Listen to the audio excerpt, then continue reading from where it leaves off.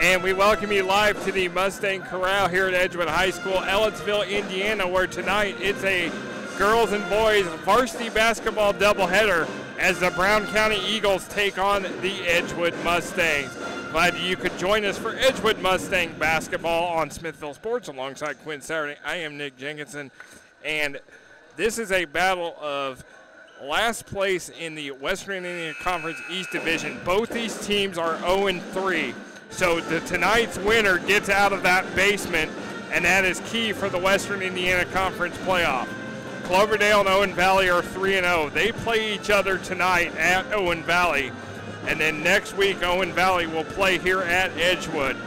Indian Creek is 2-2. They will play Brown County tomorrow night. Cascade is 2-2, and they are not playing a conference game and will be off until next week. Now the final games of the division are all next Friday night. In the West, Northview's 3-0, Greencastle's 2-1, North Putnam's 2-1, Sullivan 1-2, South Putnam 1-2, and West Vigo 0-3. Northview hosts Greencastle tonight. West Vigo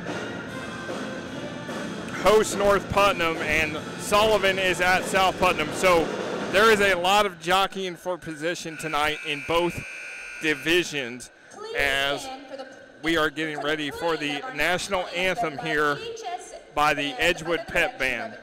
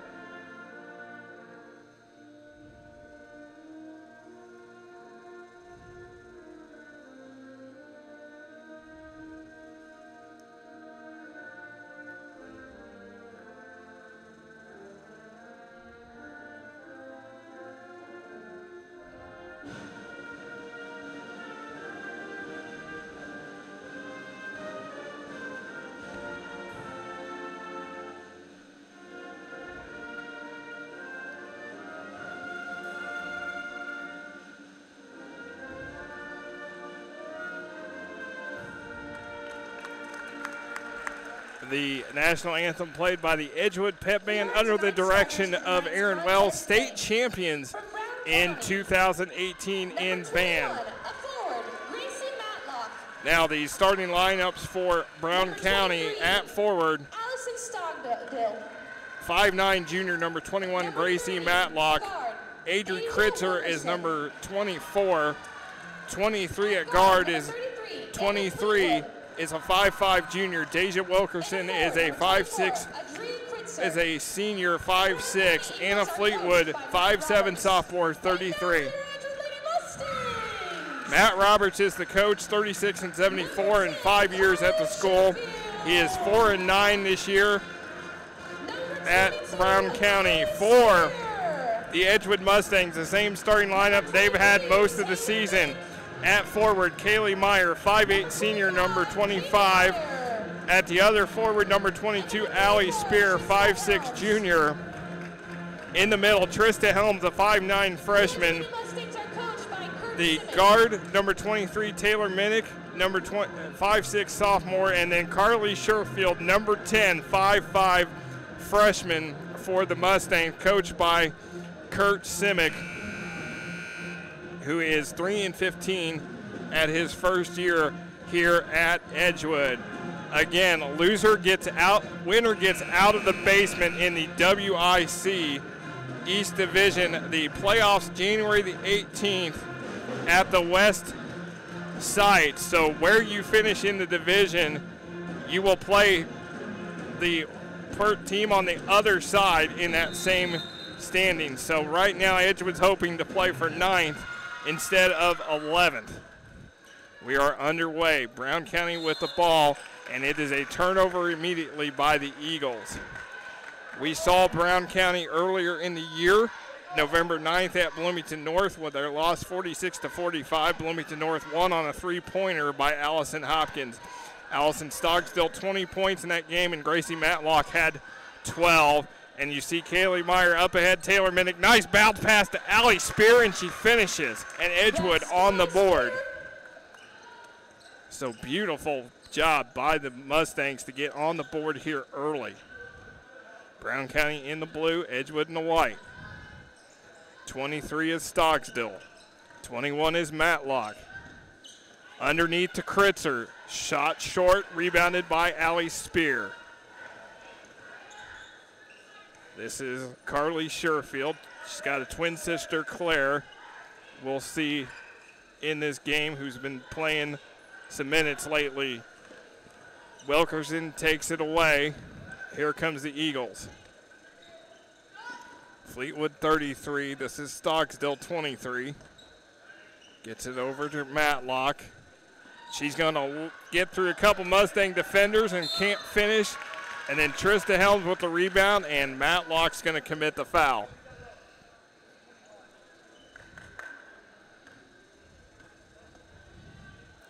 Edgewood coming off a Christmas break at the Toby Yoho Classic at Eastern Green.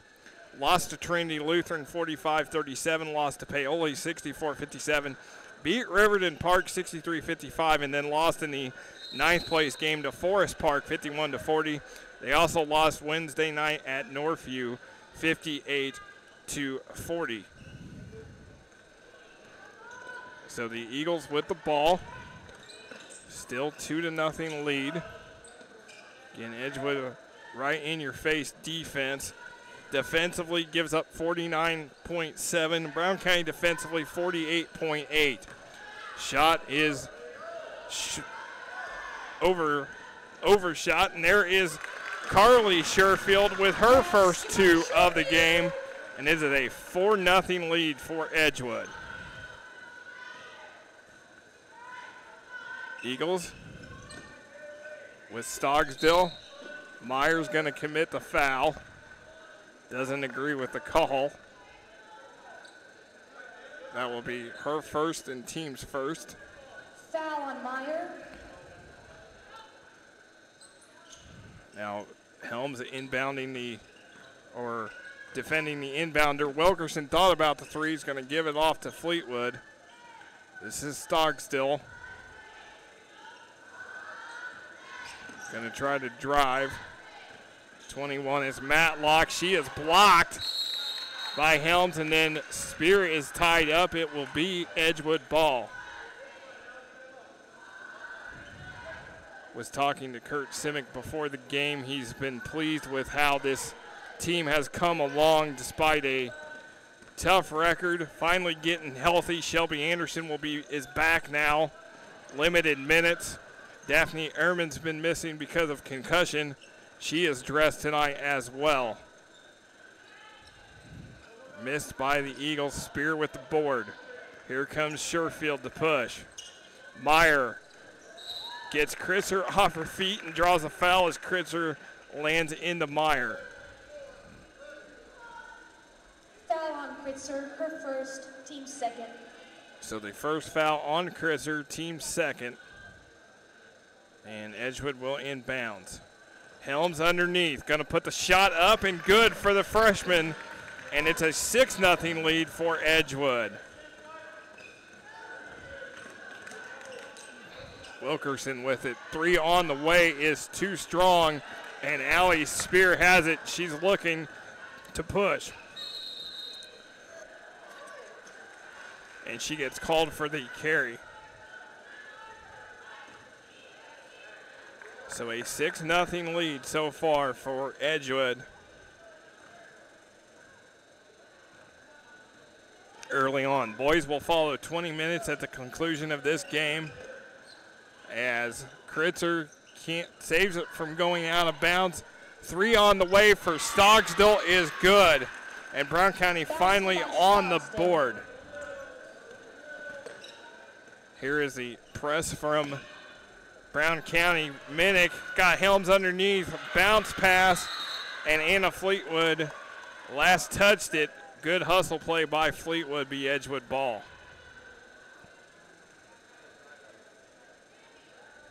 Meyer to inbound it. Just under 4.5 to go here first quarter. Minnick double teamed. Out to Carly Sherfield.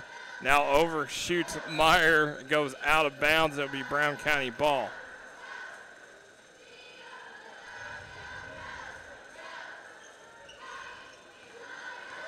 Edgewood lead is 3. This is Wilkerson. Gonna fire a 3 as Minnick gets shoved away. Shot short, here's Spear. 2-on-2, she's gonna take it herself. Stop, needs help. And they're gonna call a 3-second violation on Edgewood. In the lane, too long. Kurt Zimick wanting an explanation from the official. As Wilkerson takes Minnick, throws up a runner, no good. Rebound Minnick. Edgewood with the numbers as Wilkerson now gets back. There's Meyer getting through the Brown County defense and scoring, and Matt Roberts wants a 30-second timeout.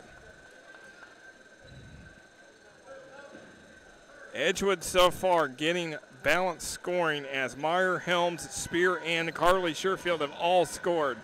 As you see, Kurt Simic, the varsity coach, first season for Kurt, longtime assistant, both here at Edgewood and Bloomington North, has coached on both the girls and boys sides, assistant for Tom McKinney on the 97 Bloomington North State Championship team, also was an assistant on the 2000 state runner-up team for Bloomington North.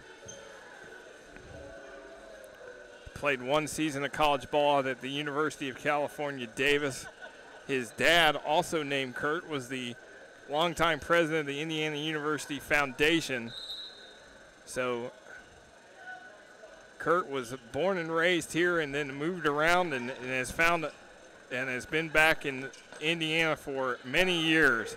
That is taken away. Here's Spear going to the basket. Too strong. Helms with the offensive rebound.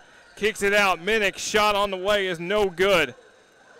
Battle for it, and it is recovered by Gracie Matlock for Brown County. Here is Stogsdill, guarded by Meyer. She's going to put it up, and she is fouled as Spear came to help on the double team. And they're going to get Meyer, and that's her second. Meyer, her second. And the team's second, and it's going to send Allison Stogsdill to the line.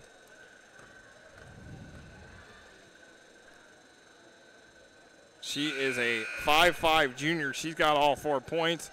We're going to see number 10, Abigail Hollander, and number 20, Piper Boyer in for Brown County. Shelby Anderson, number 11, is back for Edgewood, along with 33, Janelle Pace. As Stogsdill hits them both, and now this is a 8-5 lead for the Mustangs. Shelby Anderson was out with a stress fracture as there's a steal by Stogsdill, one-on-one against Spear. Misses it, battle for it, into the hands of Carly Sherfield. She's got Pace up ahead, she finds her, and perfect bucket for Janelle Pace.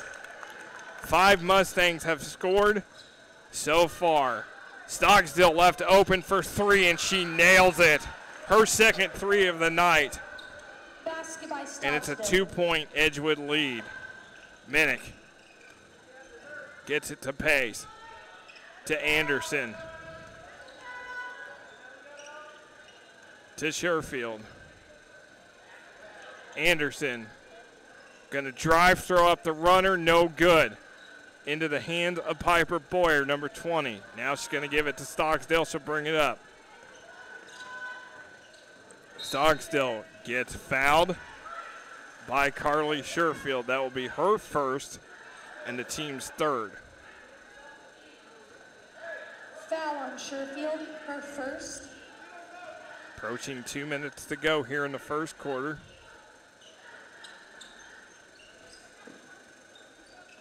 Stogsdill. Inside, Spear got to be careful on that reach. Boyer misses shot, gets her own rebound. Fleetwood with the three. There's going to be a foul underneath as the shot was no good. They're going to call Allison Stogsdill for the foul. Foul on Stogsdill, her first. And that is her first, team's third. So under 2 to go. As Sherfield finds Spear underneath. Now triple team gets it to Pace. And now Brown County going with the zone. Gonna go, there's Minnick. Bounce pass Pace. Shot from the baseline, no good. Offensive rebound, Minnick. As you see, Brown County trying to pack that lane. Spear shot, no good. Rebounded Boyer, and here comes Stogsdill to bring it up. Eagles down by 2. Boyer, she is called for the travel. Offensively, Brown County averages 46.6. Edgewood averages 39 per game. Sherfield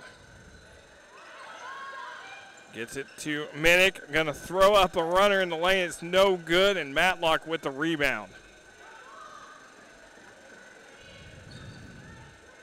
Stogsdill gets it to Abigail Hollander. There is Matlock, and she scores down the lane. And that's the first 2 other by a player not named Stogsdill for Brown County. And this game is tied at 10. There is Sherfield baseline. Double team, got to find somebody, and throws it away into the hands of Stogsdill. 3-on-2 for Brown County. Stogsdill's going to take it herself, and it's too strong. Matlock offensive rebound. Blocked and now gets fouled.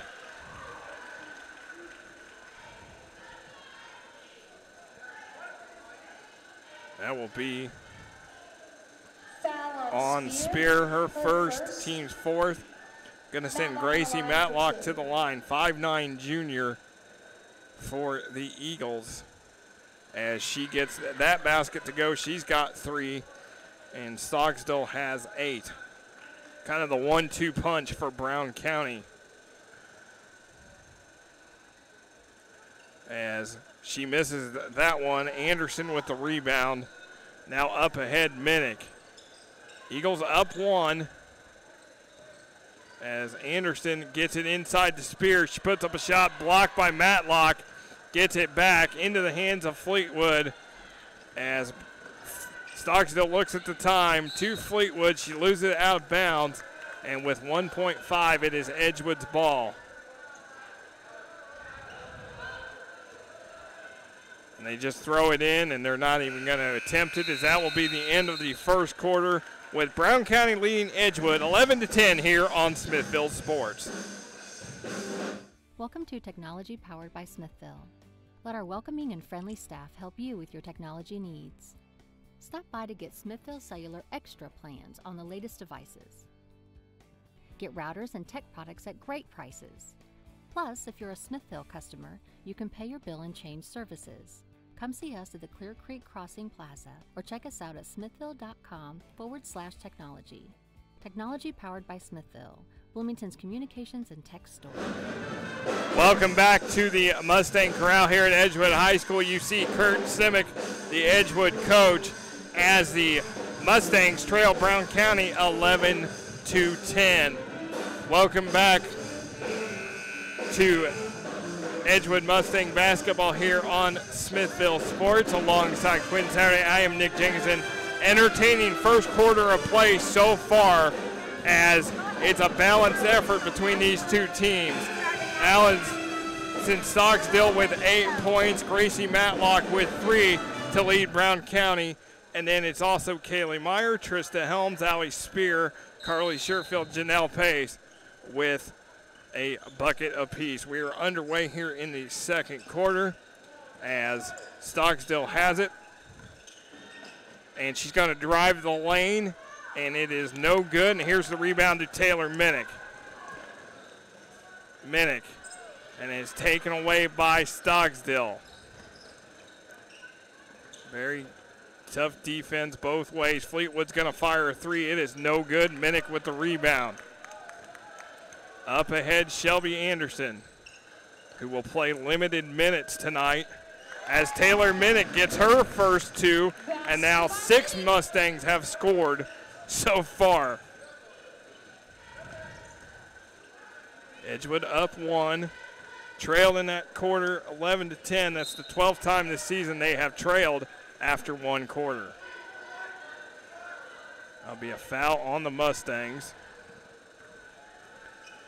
That will be on Trista Helms, her first, team's 5th. Stocksdale. She was called for the carry.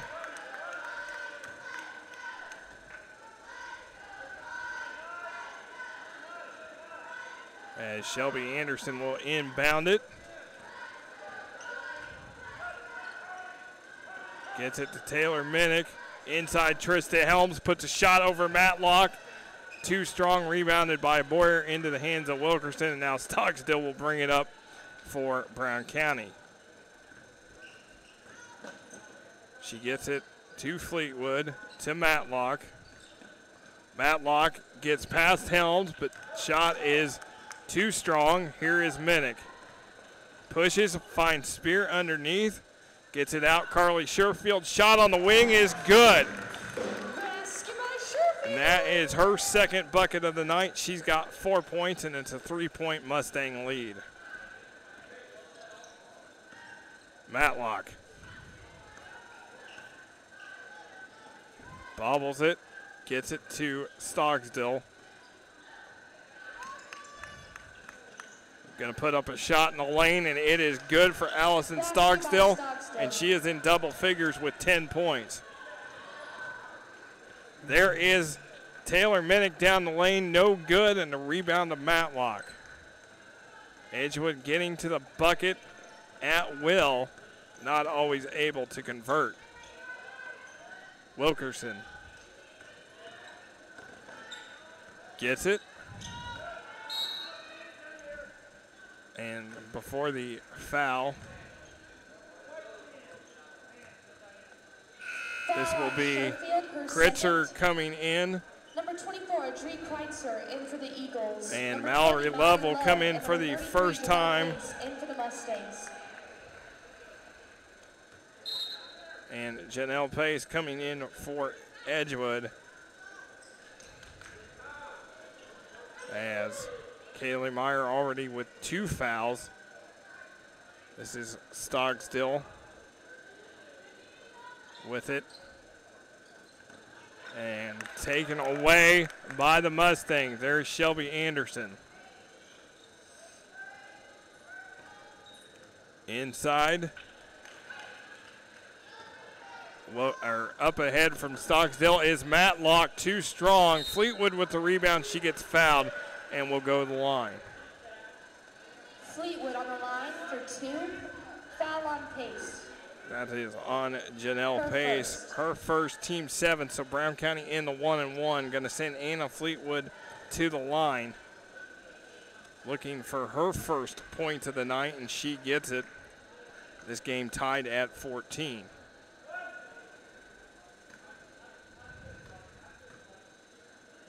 One more, and she misses it, and a rebound to Trista Helms. Helms, just a freshman, going to bring it up. Has improved as the season goes along. Last time we saw her against Indian Creek, she had a couple big block shots and has really started to mature. It's a young group for Edgewood, but Kurt Simic is very pleased with their progress. Helms on the line for 2. Playing a lot of freshmen this season, and a lot of kids that were also out last year, missed a lot of time last year because of injury. So that is Gracie Matlock's second foul. Teams for Trista Helms at the line. And she gets the basket, or gets the free throw. She's got 3. Helms coming into the night has played in all 18 games, started 17, averages 7 points a game, 127 points on the year, and she misses the second one. She has struggled from the line at 53%. Shelby Anderson's bucket, no good. Rebound to Deja Wilkerson. 1 point lead for Edgewood. As stay tuned, we'll have a great halftime feature for you. Gets it to Stogsdill. To Fleetwood. Kritzer.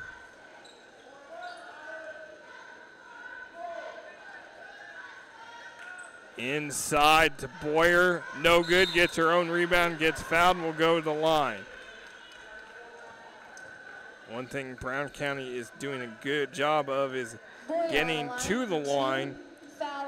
4 of 6 so far from the line as Trista Helms gets her second. And Piper Boyer is at the line. She misses that one. Number 20, Allie Spear is back in. She replaces Trista Helms. So one more for Boyer. As it is up, and they're going to say lane violation on Brown County, so wave it off. And it is still a 1 point Mustang lead. Shelby Anderson with it. Again, comes back after missing her 8th game tonight, after missing several due to a stress fracture. She's going to fire a 3, and it's good for Shelby Anderson. Her 7th 3 of the season, comes into the night averaging 5.5 a game. 7th Mustang to score tonight.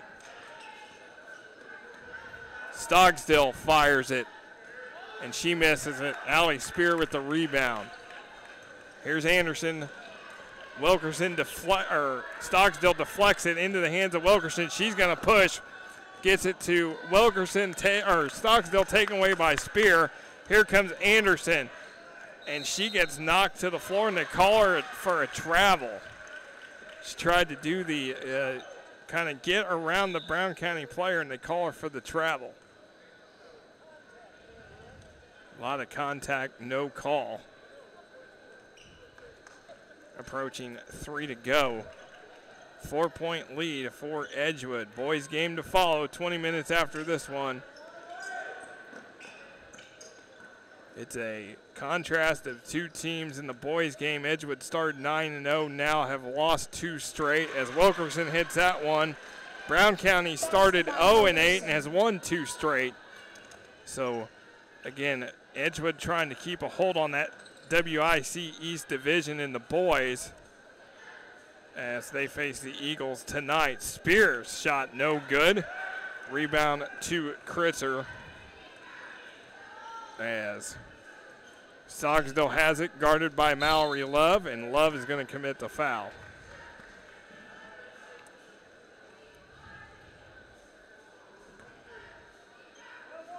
So that will be, foul on Minnick, her first. they're going to call Minnick with the foul, her first. Number 35, Zoe Powell. Zoe Powell is going to check in for the first time, replacing Shelby Anderson. Kurt Zimick did tell me before the game Anderson's going to be limited in terms of minutes tonight, coming back from injury, getting her conditioning together as Stogsdill missed it, said expect her to play about 8 to 10 minutes tonight. As Stogsdill did hit the basket, she's got 12. Zimick also said that he's got a lot of girls trying to compete for a lot of spots and a lot of time, so he's got more depth now that he's got players back healthy, and has been able to also bring some up from the JV ranks as well. Just 2 seniors on this team, Pace and Meyer. Several freshmen on this squad as well. Tied at 18. Fleetwood left open, no good. Long rebound to Stocksdale. She puts it up.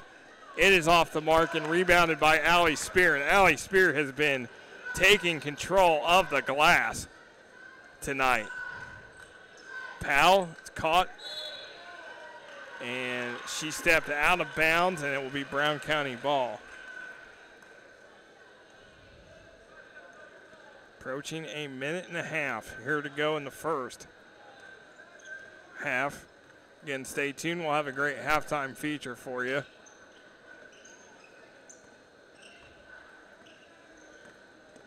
As Stocksdale, Pace trying to draw the charge. Rebound to Spear. 1-on-3. She loses it off her foot. Minnick's there to recover. Pace is going to just fire a jumper. No good. Minnick, ball loose. Battle for it. Still loose. Jump ball possession arrow with the Mustangs.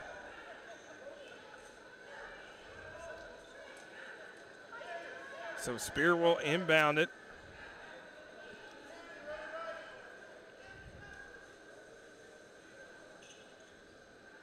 Gets it to Mallory Love. Pace loses it through her hands, and then Wilkerson just takes it away. One-on-one with Powell, and Wilkerson's going to convert and go to the line. Basket by Wilkerson. That's her 4th point of the night, and Brown County's up 2 as Powell commits the foul. And that is the Foul on Powell. team's 10th. Her first. And Brown County will be shooting 2 for the last 52.6 of this first half. Wilkerson's got 4. She misses that one.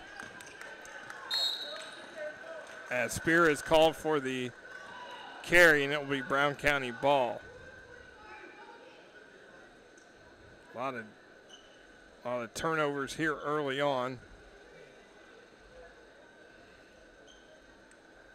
As Wilkerson will inbound it. Going to find Stocksdale on the wing. Cross courts to Fleetwood. Drives baseline, gets it to Wilkerson. Good pass.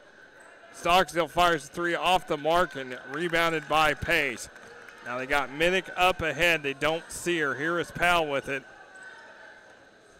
As we approach 30 to go. Love. Minnick taken away by Wilkerson. Up ahead, Stocksdale all alone, and she scores. Basket by Stocksdale. 14 for Allison. And it's a 4-point lead. Now a foul committed by the Eagles, as that is on Stocksdale, and that's her 2nd and the team's Foul on 5th. Stocksdale, her 2nd. And now Edgewood going to take it out at midcourt, and they're going to put Abigail Hollander back in for Brown County, and Stocksdale's going to go out for this final 12.1. Pace gets it to Powell, and she's called for the travel. And now Stocksdale's going to come back in for Hollander. So very, very brief rest for Stocksdale. Again, that offense for defense substitution that Matt Roberts wants. Wilkerson's going to bring it up. She's going to leave it for Stocksdale. 3 at the buzzer. It is off the mark, and we will go to halftime with the Brown County Eagles leading Edgewood 22-18. It's been a very good first half. Allison Stocksdale leading the way for Brown County. Balanced scoring for Edgewood. Second half is coming up as Brown County leads by 4 here on Smithville Sports.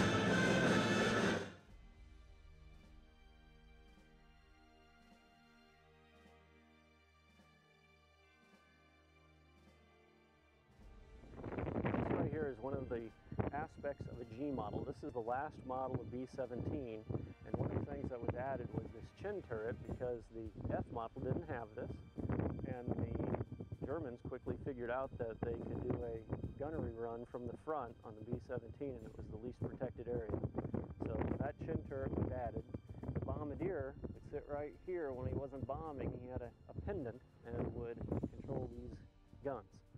The cheek guns were on all B-17s, and the navigator came forward from his navigation station and would man back and forth on these two cheek guns. This particular engine, these inboard engines, have an inertial starter, which is like they had during World War II, where you'd wind up the flyweight and then engage a clutch just for the starter to start. This is the turbocharger right here. So exhaust gases turn this turbine. Here's the exhaust coming back to spool up the turbine. There's a waste gate here on the exhaust that when the waste gate closes and stops bypassing, it is forced across the turbine and spins the turbine up to compress air.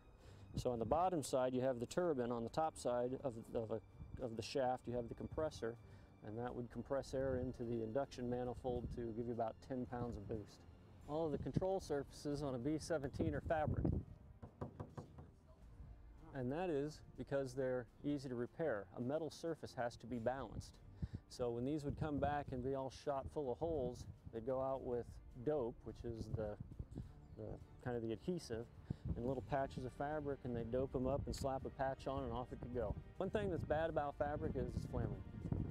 So you take a tracer round through the aileron or the elevator or the rudder, part of it's going to burn. This, of course, everybody's familiar with the ball turret. This is the ball turret station where usually the shortest crew member became the ball turret gunner. It didn't matter if you came to the crew as a waist gunner or as a top turret gunner. Usually the shortest guy became the ball turret gunner. All of the guns on the B-17 are 50 caliber. It had a complement of 13 guns. Back here is the tail gunner position. You see this little door here under the horizontal stabilizer. It's usually where the tail gunner would go in after the tail wheel, and then he'd be back here for usually the entirety of the flight.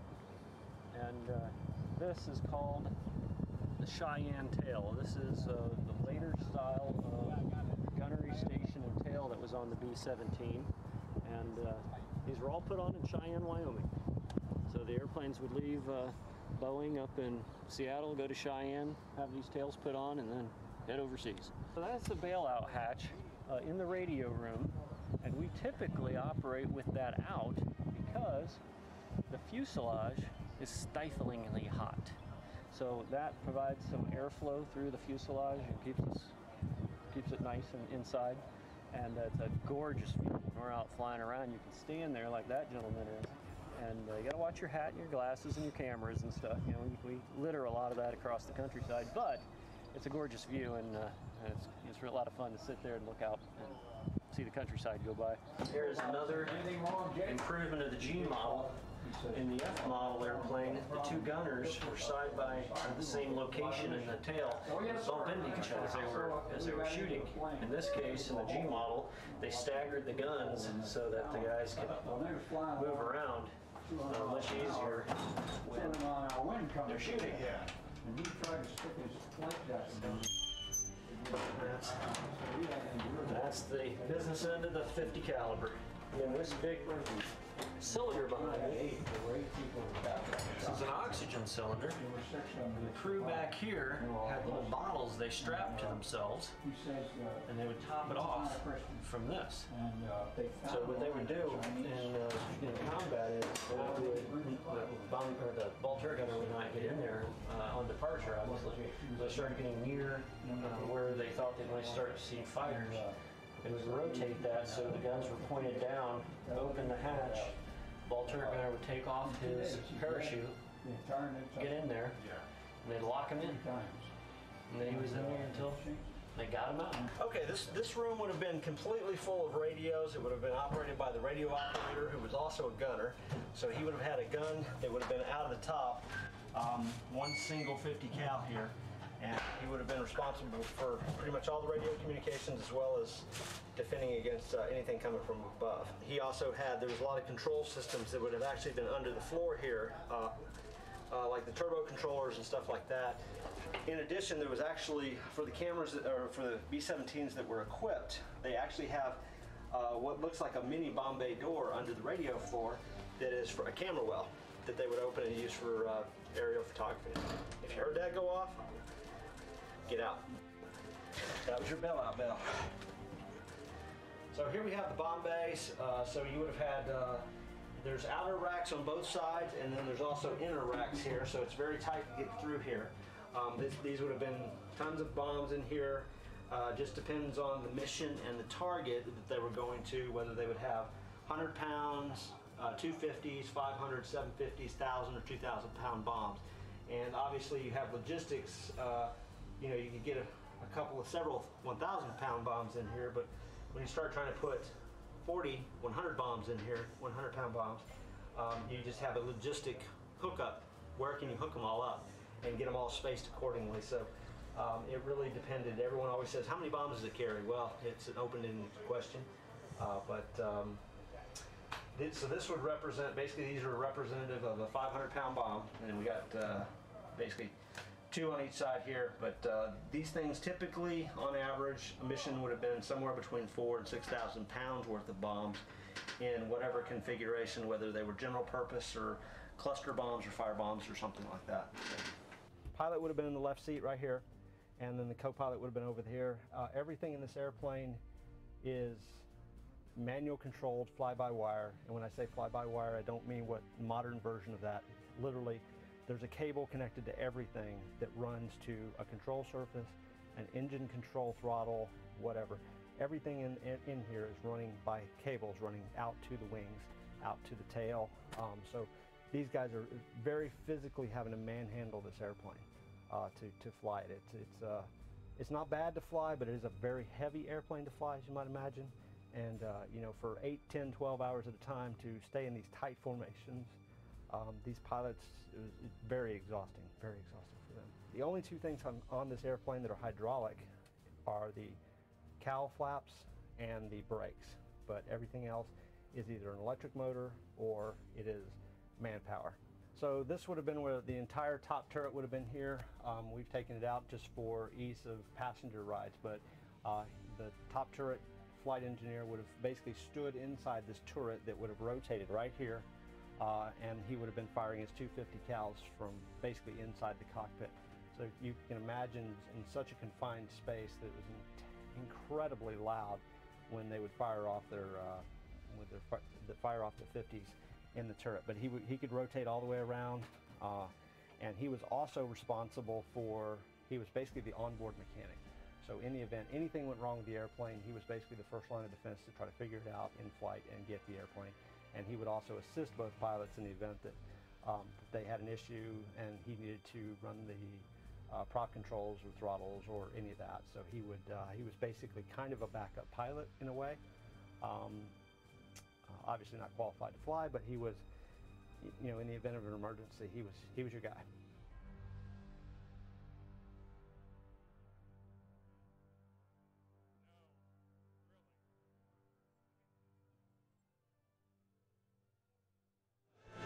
As we welcome you back to the Mustang Corral here at Edgewood High School in Ellettsville, Indiana. Halftime of the girls varsity game, Brown County leads Edgewood 22-18. As we welcome you back to Edgewood Mustang basketball here on Smithville Sports alongside Quinn Saturday. I am Nick Jenkinson. And Quinn, it's been kind of a contrast for both teams. Allison Stockstill leads the way for Brown County with 14 points, while 7 Mustangs have scored, led by Carly Sherfield's 4 points. Yeah, we saw it in the one game that we saw Brown County against Bloomington North. Stockstill is basically their go-to scorer. The team goes as she does offensively. So right now, the Eagles are winning in part because of her having such a fantastic first half performance. Meanwhile, Edgewood has been getting it from a whole host of contributors. They might need someone to step up, though, and go toe-to-toe with Stockstill here in the second half.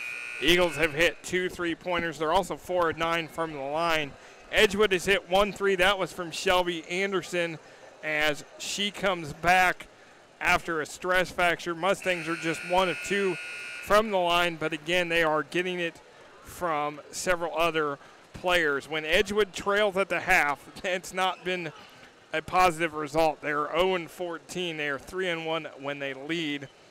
And for the 14th time, they were outscored in the second quarter this season as Brown County outscored them 11-8. So we are underway here in the second half with the Eagles with the ball as Wilkerson gets it to Stocksdale.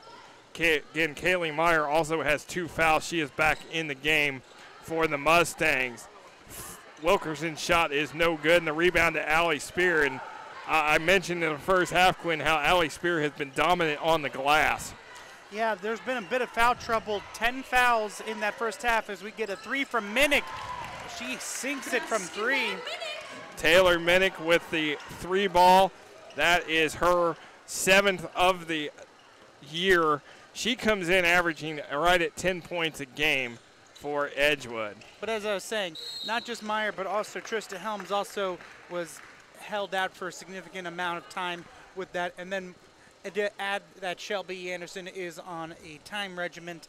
It was, I wouldn't put too much stock in the trailing at halftime because realistically, Edgewood played that first half very well.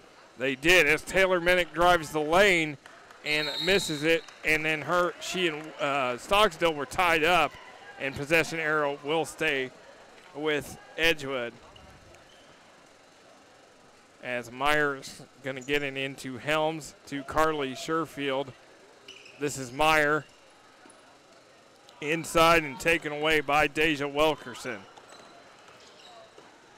And there is Gracie Matlock, who gets her 5th point. We saw her against Bloomington North. She had a good game as well, that 1-2 punch to go with Allison Stocksdale. I believe she had a double-double in that game against the Cougars, so she is definitely that inside force, that secondary player who is able to help out Stocksdale. As Allie Spear gets that bucket, and there is Fleetwood with the miss, Matlock with the rebound, and Matlock with the putback. And she's got a quick 4 points here. She's got 7 for the game. As I mentioned, she's that post player that is going to get down low. Bit of a quiet first half, but asserting herself right here in the second half, making sure Stocksdale doesn't have to do everything herself. Stocksdale with the rebound. She could still do everything by herself, but Matlock's there to help. And she brings it up. Been the primary ball handlers. It's taken away by Meyer. Stocksdale trailing. Meyer's going to go in uncontested for the layup, as it is a 1-point lead for the Eagles. Meyer with her 4th. Fleetwood to Stocksdale. It's been a variety of defensive assignments on Stocksdale. Tries to throw it into Matlock. It goes out of bounds. It'll be Edgewood ball. Whether it's been Kaylee Meyer, Taylor Minnick. Actually, it's going to be Brown County ball. As the officials pointed the wrong direction. So it is a Brown County ball. But it's been a variety of different people on Stocksdale tonight. It's been Meyer. It's been Minnick. As Adrian Kritzer was out of bounds.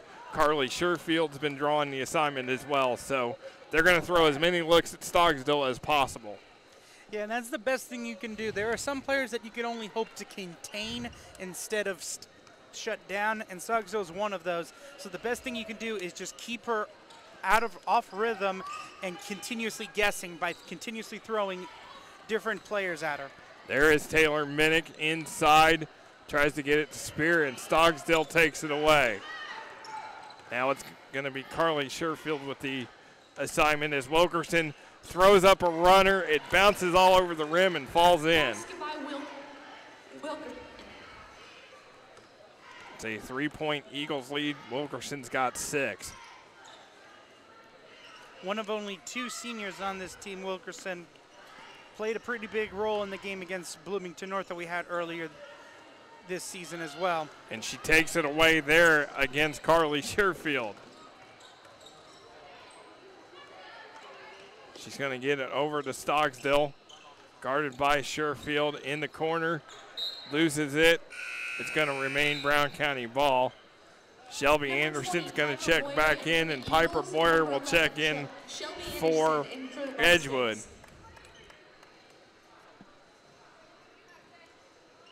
You know, Carly Sherfield has been able to play, has played and started her 14th game tonight, and it was kind of the replacement for Shelby Anderson when she went out early in the season with that stress fracture.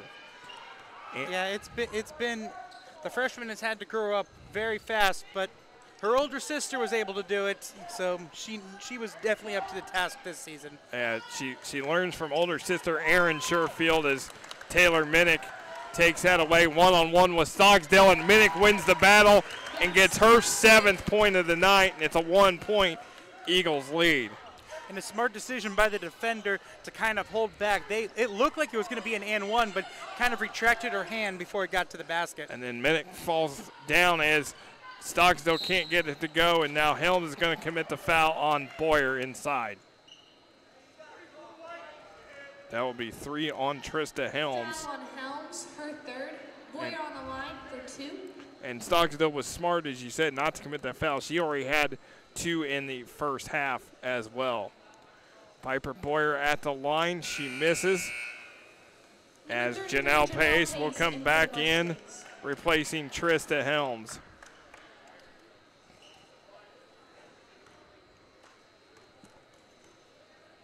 So one more for Piper Boyer, and she gets that one to go.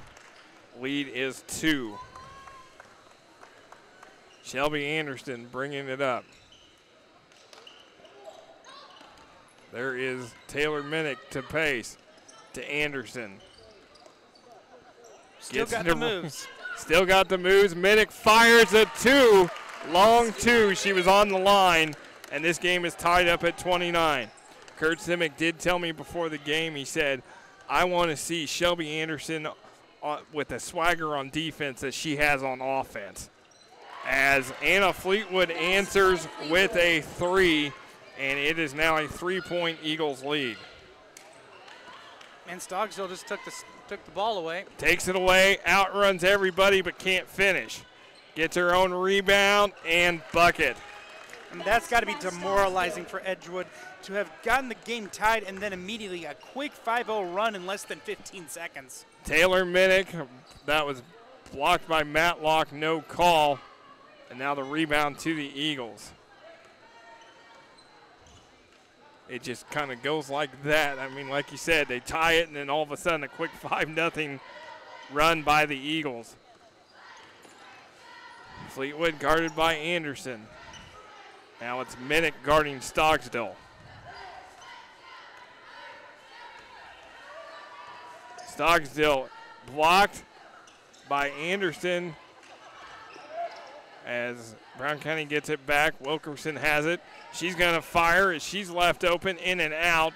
Matlock the rebound and the roll. Basket by Matlock. That's a 7-0 run now since the tie, and that was just an excellent job by Matlock to be able to just box out and just keep that ball. She's the tallest player on the court right now, just keeping it above her head so the other players can't reach. And Allie Spirit gets it and fouled.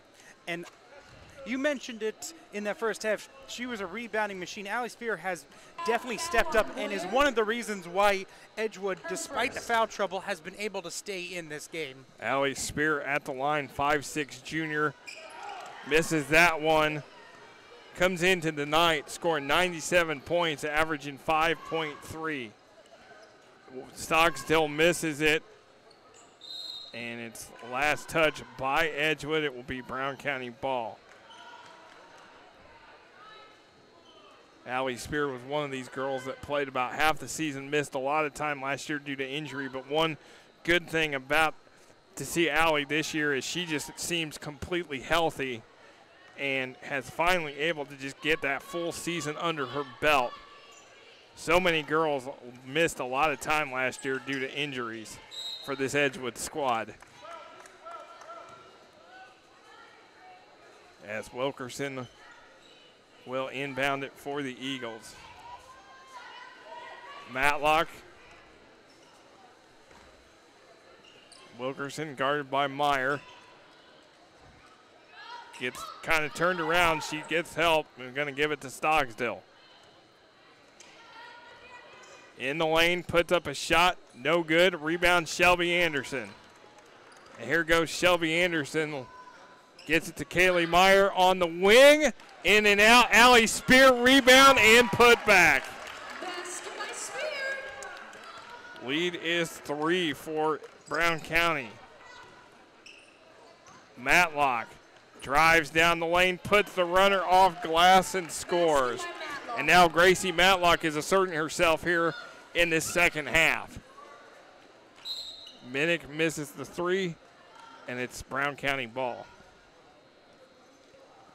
Gracie Matlock with 8 points here in this third quarter, 11 for the game. And Stocksdale with 16.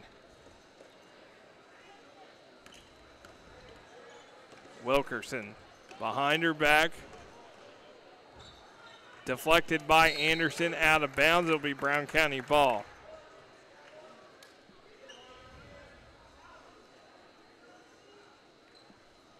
Anderson's been back for about 5 games, 4 at the Eastern Green tournament and 1 against Northview the other night. Again, on the kind of a time limit, Kurt Simic not going to rush her back. Still needs to get some conditioning. As Matlock flies down the lane, maybe threw an elbow to Allie Spear in the process, but still scores. Lead 7. Anderson gets it off before the buzzer. No good. And we'll go to the fourth quarter with Brown County leading Edgewood 40-33 here on Smithville Sports.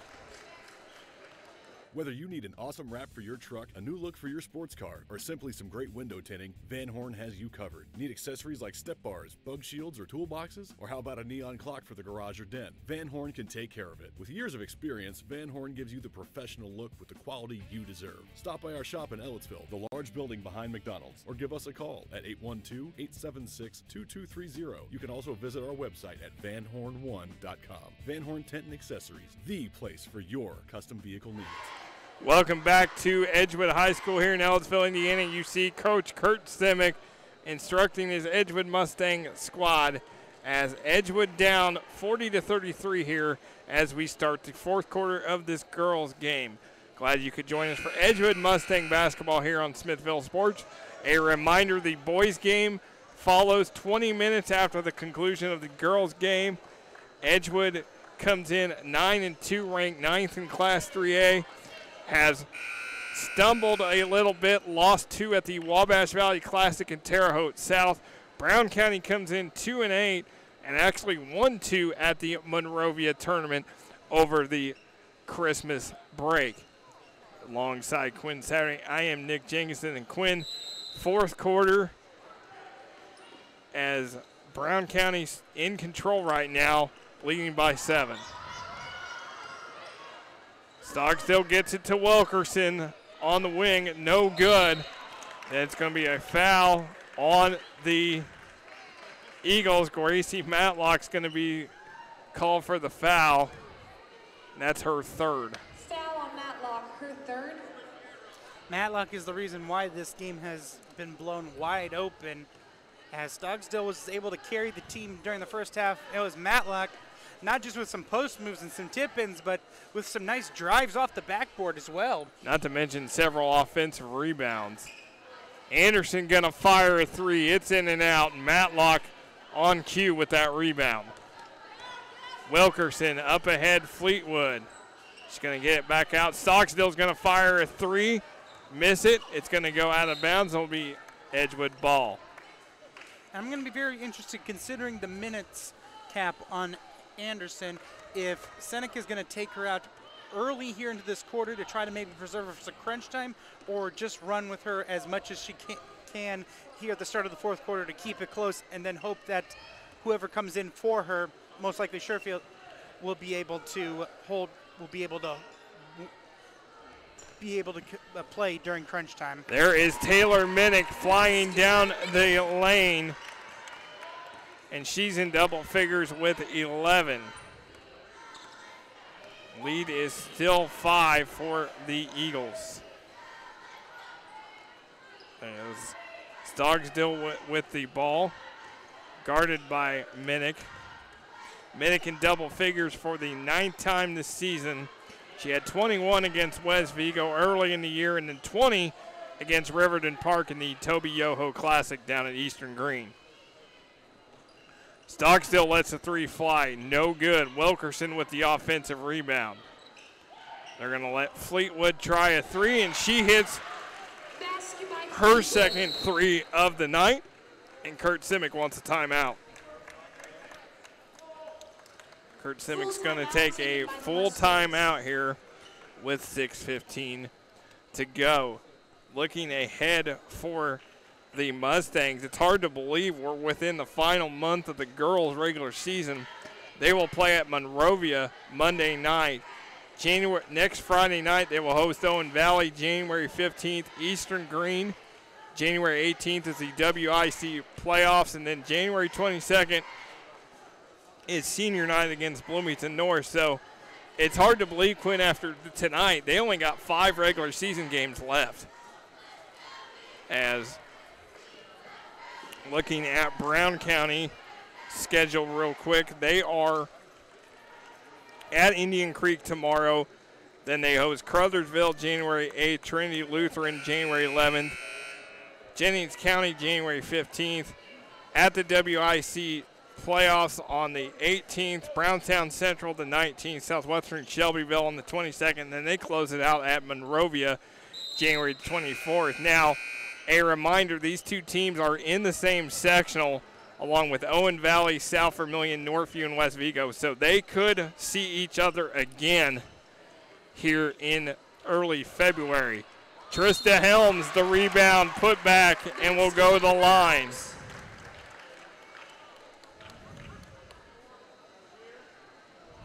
And Trista Helms has always made, at least in our broadcast, she has always made a habit of working hard and showing up here in the fourth quarter, and they're going to need every bit. They're going to need all of her effort here in this fourth quarter to try to combat this high-powered Brown County team. Trista Helms has 6 as Stocksdale answers with the 3. It's like every time, again, it's just that every time Edgewood scores, Brown County just seems to answer. Kaylee Meyer going to fire the 3. It's no good. Matlock with the rebound. Up ahead to Stocksdale, guarded by Minnick this time. 5.5 to go. Underneath, Matlock, great job to get Spear off her feet and score. And the lead is 10 for the Eagles. Anderson against Meyer.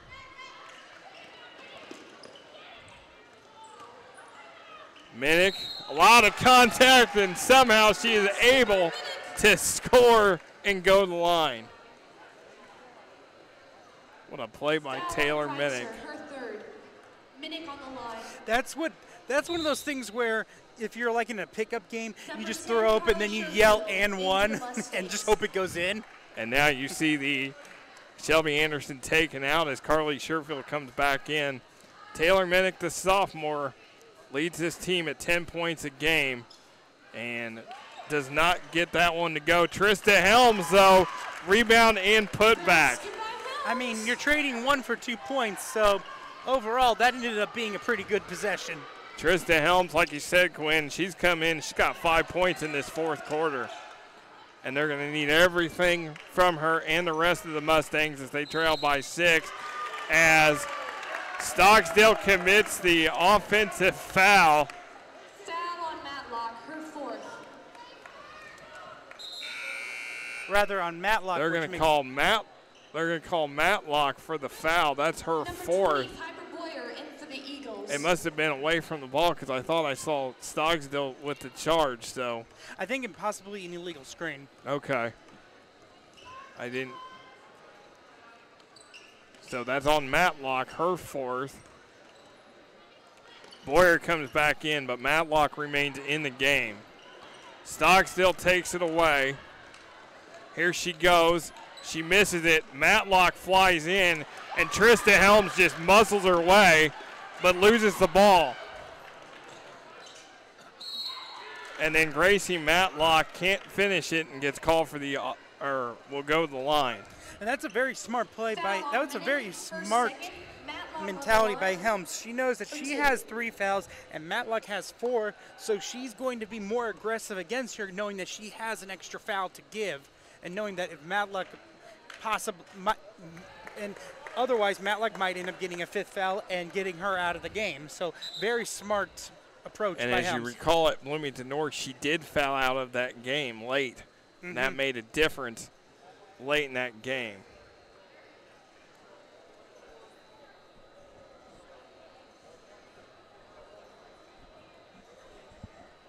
So Matlock. A reminder, that game, that was a 46-45 win for Bloomington North. Yeah, Allison Hopkins hit that big 3 late in that game. As Matlock gets that one to go, lead is 6. Or lead is 7 now, 49-42, approaching 4 minutes to go. That was one of those games, and it was one of those calls where Matlock got that. They called Matlock for her 5th. And as you recall, if it went the other way, that would have been on Ainsley or Bansky, and that would have been her 5th. So that game was, I mean, it was either way. As Helms gets that bucket and Wilkerson misses, Helms with the board. Edgewood within 5. To Helms.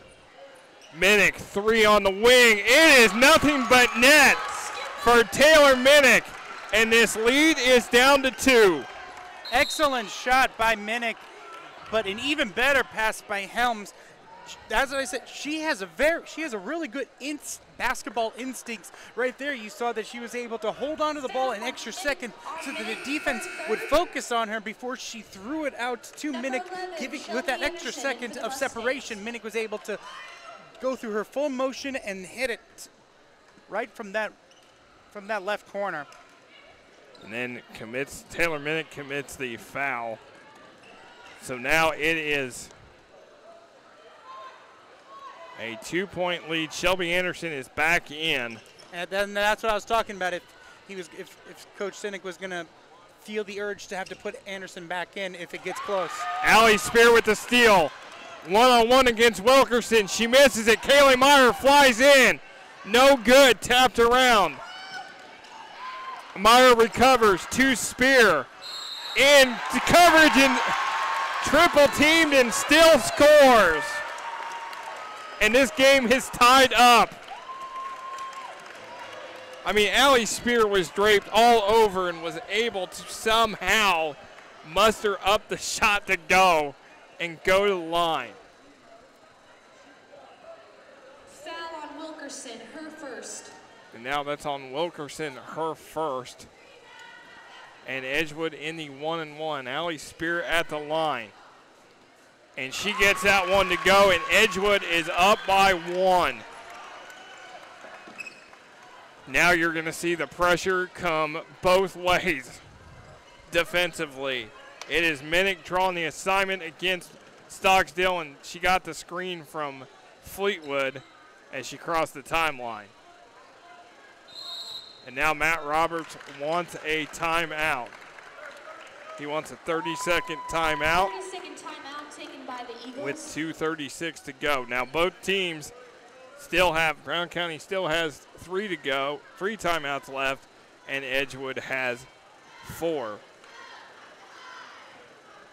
But what a back and forth game this has been, and it's been Taylor Minnick with 7, Trista Helms with 7, and Allie Spear with 3, all in this fourth quarter, have led the way for the Mustangs.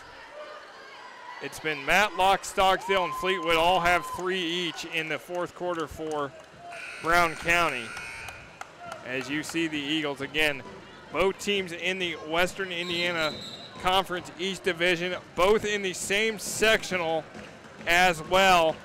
And Edgewood leads this series since 2020 to 8. They have met 9 times in sectional meetings, with Edgewood leading 6 of the 3. Edgewood's won the last 12 of the last 13. Brown County's last win, January 31st, 2017, here at Edgewood, when they knocked them out of the sectional 39-34. Edgewood won the regular season meeting last year as well. Matlock blocked by Helms, but gets called for the foul as Edgewood won last year 52-45 over Nashville. Foul on Helms. Helms now has Matlock 4. on the line for 2. And now Gracie Matlock at the line. Just a junior. We'll see her and Stocksdale come back next season as she misses that one. And Shelby Anderson back Number in 11, Shelby for Anderson Carly in for the Sherfield. Mustangs.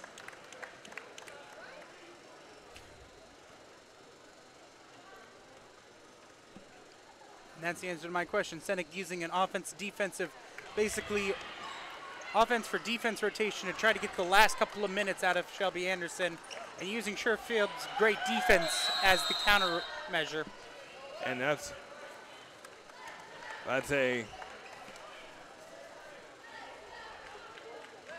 a jump ball call, and it's Edgewood ball.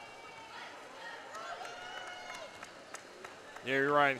Kurt Simic going with what he feels is right, and that's going to be able to keep Shelby Anderson in there as much as she can. Experienced sophomore over freshman.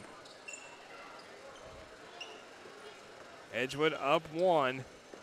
Again, no shot clock in Indiana high school basketball.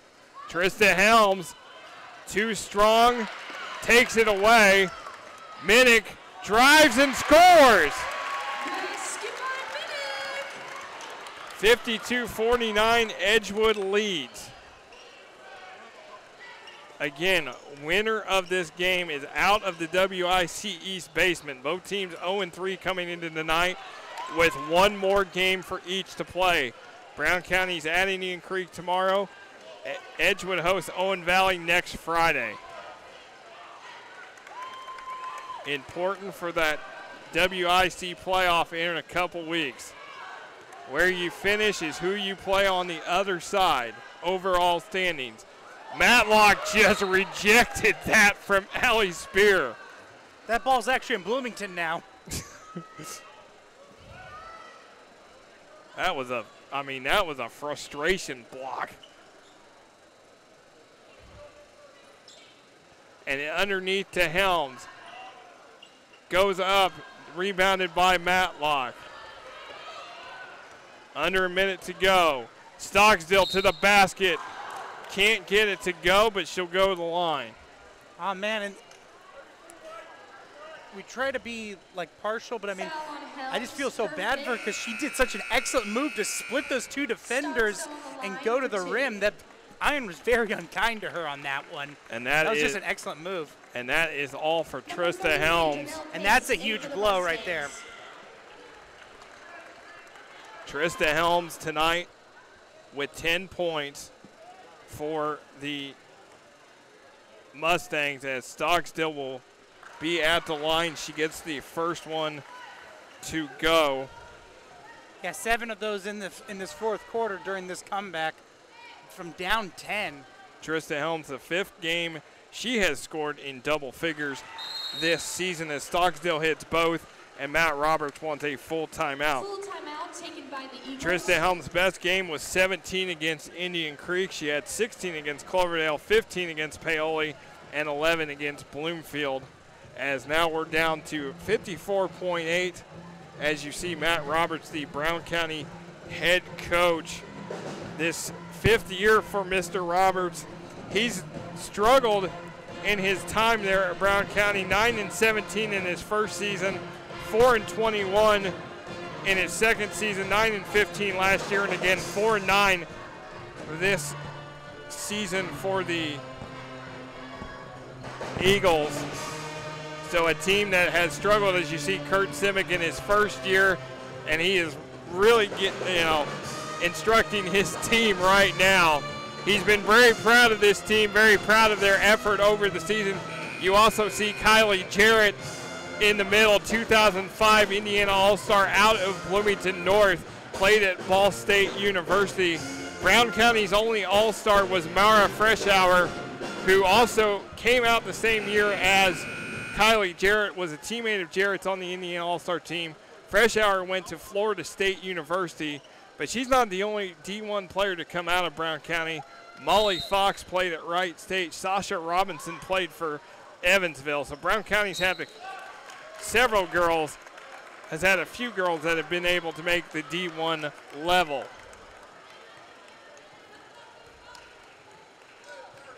And that will be on Wilkerson, her second. Now Taylor Minnick on the line as Carly Sherfield comes back in for Shelby Anderson to give her a breather.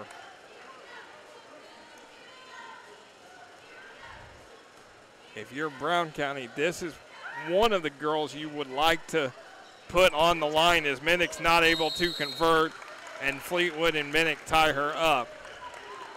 Are tied up, and it will be Brown County ball.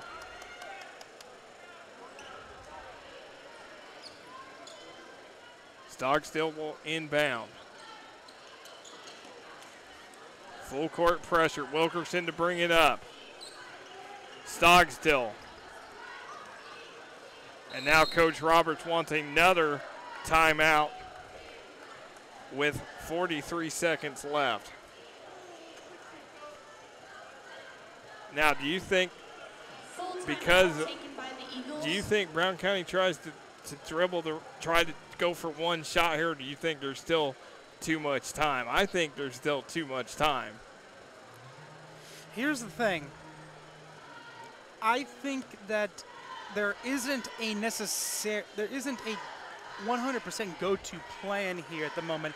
I think what he's probably telling them right now is to go for the best shot. If you have the open shot, go for it, but only wait until you have that good shot. You have 43 seconds. You don't need to force anything, but at the same time, if you have a good opportunity, take it. And you've got, as you see Coach Roberts in the huddle, and it's basically one of two options. Your option one is probably going Allison Stockstill. Your option two is Gracie Matlock. And if you're Edgewood, Edgewood's only committed 5 fouls, so you really you can afford to foul here without sending Brown County to the line. At least you foul at least once before you put the Eagles on the line. Interesting to see defensively what Simic will do, as Fleetwood is going to inbound it. It goes to Stockstill, gets past Minnick, fires up a shot. It is no good. Wilkerson puts it up, no good. Matlock rebounds and scores. And Brown County is ahead as it will be a timeout. Full timeout taken by the Mustangs. That will be a full timeout for Edgewood with 31.7 left. Yes, Simic basically yelled it into the ref's ear because it was so loud in here. I feel bad for that ref's eardrum at this moment. But most important of all is that Matlock did what she has done here in the second half, and that's fight under the block and come up with a huge second chance opportunity. 18 points for Gracie Matlock. 21 for Allison Stockstill. They are Brown County's 1-2 punch as the Eagles are up by 1 with 31.7 to go. Now, it's now the reverse. Edgewood now down by 1. Do you think they go for one, or still, again, too much time? And at this point, you've got a couple options. Taylor Minnick could be one person. Allie Spear could be the other one. Well, here's the thing. You're facing against a team with Stockstill who will likely get the ball immediately and is a really good free throw shooter, so you wanted this to be the last one. You don't want to let her get the ball back. Well, don't forget Gracie Matlock's got 4 fouls, so if you can drive it in and get the foul on her, Anderson's going to fire the 3. It's in and out. Rebound goes out of bounds, and it's going to be last touch by Edgewood. It's going to be Brown County ball. I was going to say, if you could get Matlock to foul to get the foul, as Anderson's coming out, Carly Sherfield's coming in, as Edgewood's got to get, or Brown County's got to get it in, but Matt Roberts luckily gets the timeout before the 5-second call. This has been a clinic on how to use those timeouts, but you have an abundance of them in there. He's used them twice. He's used it once to stop a run, second one to stop before a very important possession, and right here to help save out one of the players from not being able to get it in bounds. But now he's out of timeouts, so he needs to draw something up right here that cannot fail. Edgewood still has 3 timeouts left if they need to use them, as, again, both teams, this is to get out of the basement of the WIC East, as Cloverdale and Owen Valley are 3-0. They play tonight in Spencer. Indian Creek is 2-2. They will play Brown County tomorrow night to close out the division. Cascade is 2-2 and won't play till next week. And then on the other side, Northview and Greencastle are battling tonight in Brazil. Northview 3-1, Greencastle 2-1. North Putnam is 2-1. They are at West Vigo. West Vigo 0-3. And Edgewood did beat West Vigo earlier to start the season here in the year. So here we go. It is Matlock, and it's going to be Meyer to foul Wilkerson, but that is just the team's 6th. So they got one more to go before Brown County's in the 1-1. Foul on Meyer, her 3rd. And that will be what? And it's going to be Shelby Anderson. Well, I think they're going to waive off the substitution. I think Coach Simic has changed his mind. So Anderson goes back to the bench. And now it's going to be Meyer fouling Wilkerson. Ball was in Fleetwood's hands, but once they got it to Wilkerson, they fouled her immediately. Foul on Meyer. So the Meyer's 4th. Now it is Anderson for Pace. Number 11, Shelby Anderson in for the Mustangs. This will put Deja Wilkerson at the line. 6 points tonight. Has missed 1 foul shot Wilkerson earlier. on the line.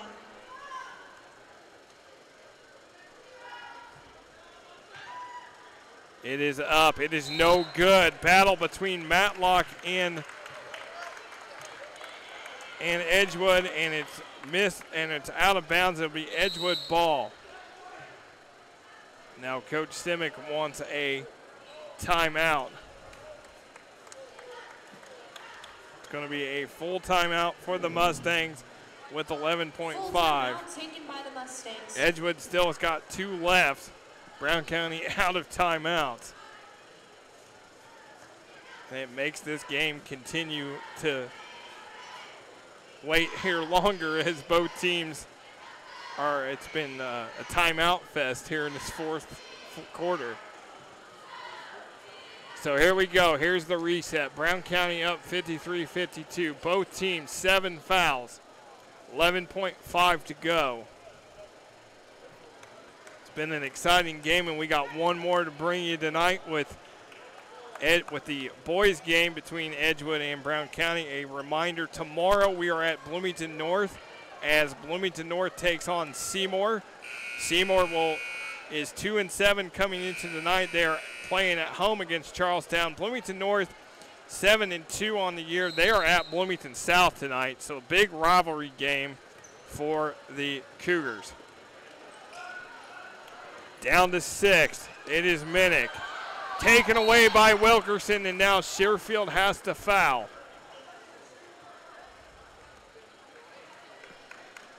And that is 2 on Carly Sherfield. On Sherfield, her 3rd.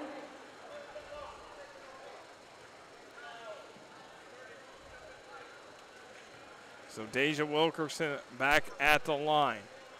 Wilkerson on the line. Again, Coach Simic does have 2 timeouts, so he can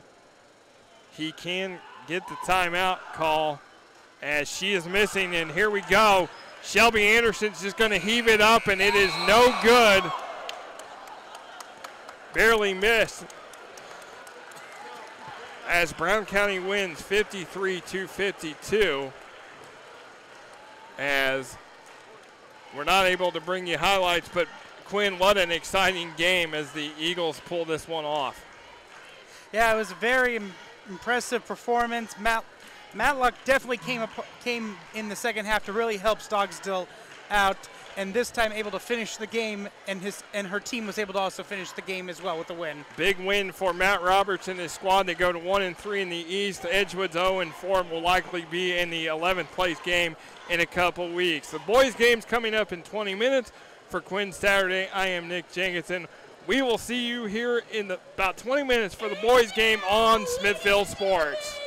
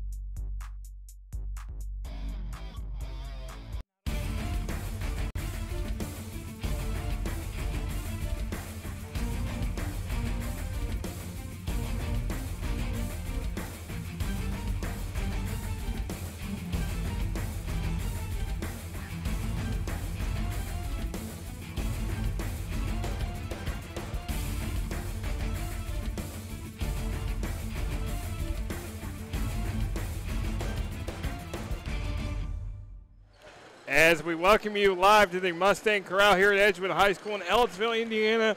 It is the boys basketball contest between the Brown County Eagles and the Edgewood Mustangs. Glad you could join us for Edgewood Mustang basketball on Smithville Sports alongside Quinn Saturday. I am Nick Jenkinson.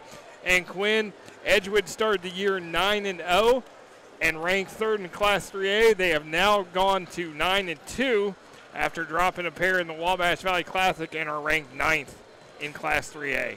The Wabash Classic giveth last year and they taketh this year. They got 2 losses. They're still ranked in the top 10 though of Class 3A, so still pretty high up there, still have everyone healthy. So they can definitely rebound from this. A mid-season 2 losses at a mid-season tournament isn't going to be the end of the world. They beat Park Heritage 74-41. That's the consolidation of Rockville and Turkey Run. Then lost to Terre Haute North 64-58, and then lost to Robinson, Illinois 70-68. But they're home now for the next 6 games coming up until they face Monrovia January the 26th, and that Monrovia game is actually going to be at Bankers Life Fieldhouse as part of a 5-game event, high school event at the Fieldhouse. So a great opportunity for Edgewood to play down there, to play in the home of the Indiana Pacers, in the home of the state finals. Brown County, though, however, they started off 0-8, and now they have won their last 2 games. Those come in the Monrovia tournament, where they beat Southwestern Shelbyville 48-44, and then beat Indianapolis Cecina 53-46. Now, as we get ready to look at the starting lineups, I think this is a first. Both teams are going to start 5 guards. Have you ever? I've never seen that before. I've seen it in a JV game once in Florida. That's about it. Well, you're going to get to see it here in a varsity game in Indiana, as Brown County will start, as we said, 5 guys. Travis Ely, number 5, is 5'7" sophomore. Number 11 is Devin Smith Harden, 5'10" senior. 14 is Aaron McCann, 6'1". 24 is Cody Walsh, 5'11". And then Caleb Yeager is 5'10", NA junior.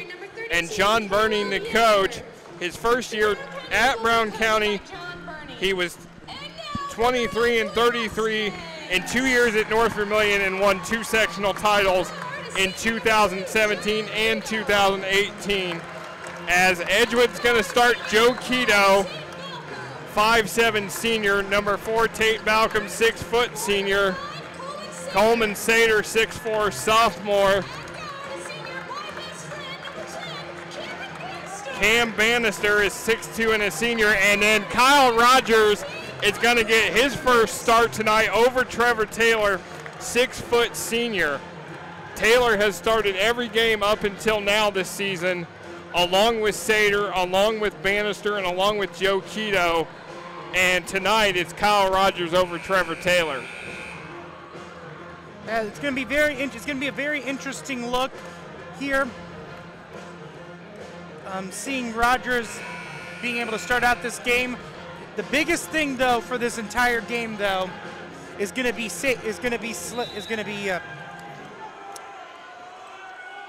Coleman Sater and how well he's able to use his length. We mentioned it's all guards in this game. He's the closest thing we have to a forward.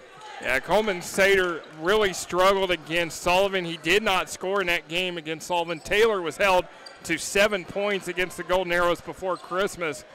But other guys stepped up around the Mustangs. So Brown County controls the tap, moves the ball very well.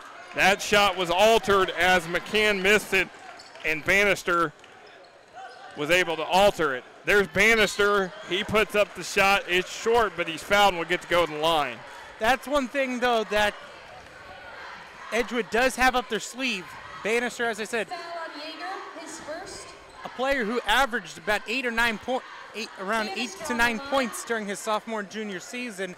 He can definitely come in and score, be that scoring threat here early on. Bannister comes into the night just 5 of 8 from the foul line, 63 points, averages 5.7. And he gets both those to go.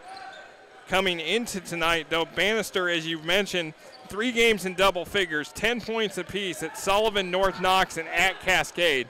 So like you said, it is capable of putting up numbers.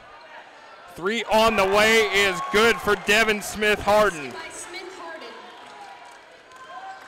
And the Eagles take a quick 3-2 lead. Going to be interesting to see how long J.B. Neal leaves Taylor on the bench. Bannister taken away by the Eagles. And then it's taken away by Joe Keto. Up ahead, Balcom. Balcom saves it to Rogers. To Bannister. And it's going to be a reach-in on Brown County.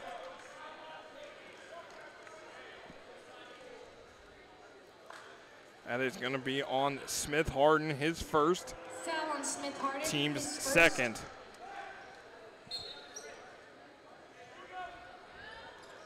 Keto into Sater. And Sater gets his first 2. And it is a 4-3 lead for Edgewood.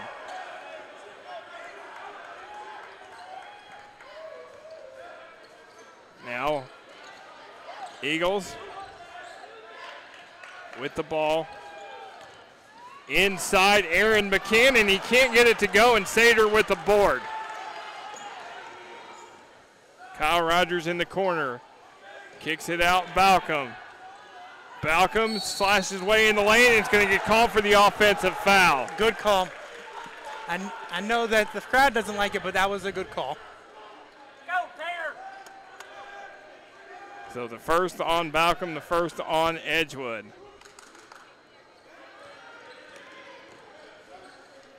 Here comes Edgewood with the press, and that's going to get called. Brown County's going to get called for the travel.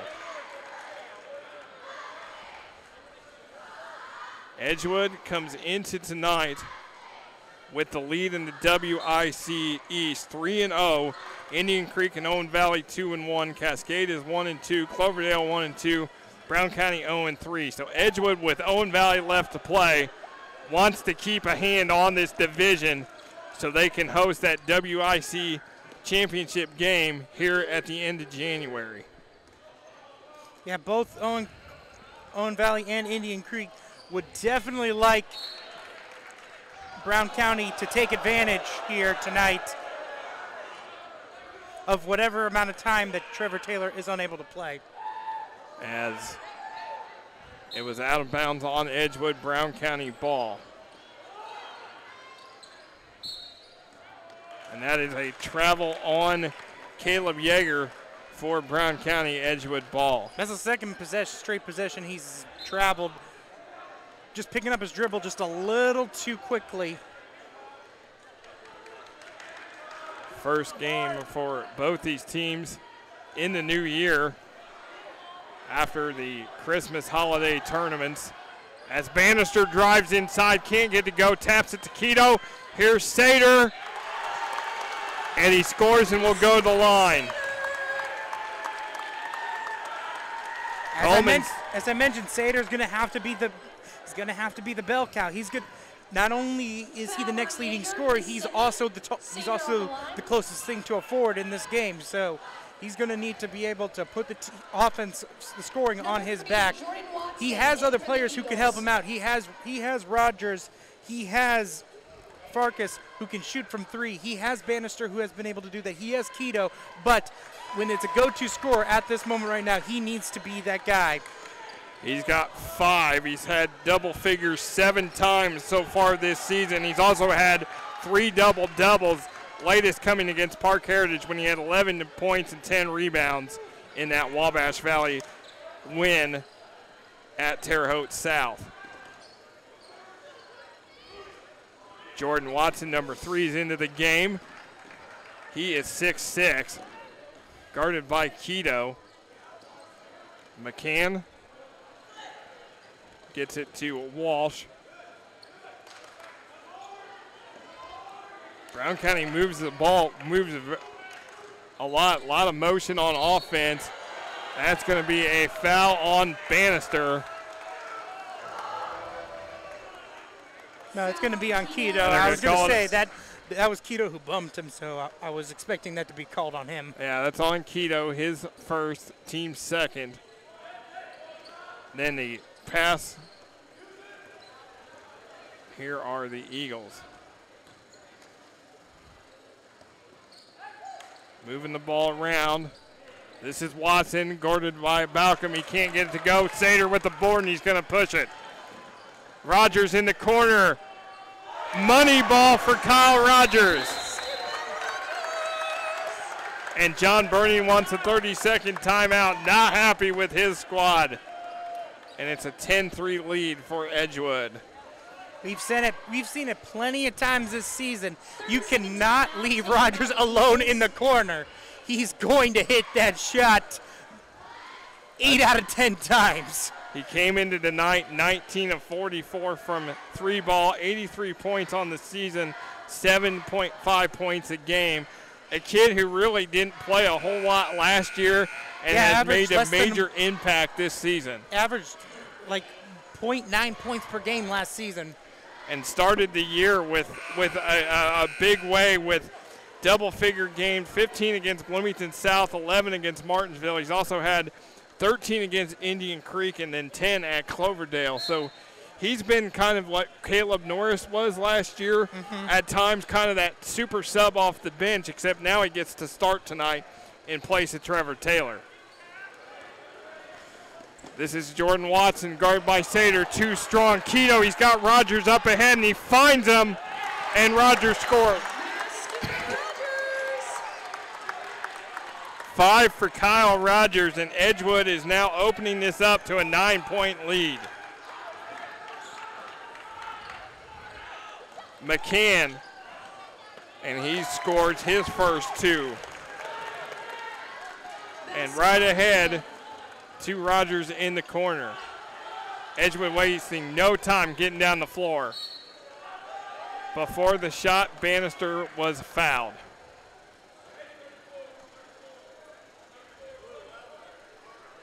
That's going to be on Devin Smith Harden, his second, team third. And then Ricky Stanley, 34, 6-foot sophomore, is going to check in for the Eagles. 7-point lead for the Mustangs, approaching 3 to go here in the first quarter. Bannister, iron unkind. Sater rebounds and puts it in. He's got 7.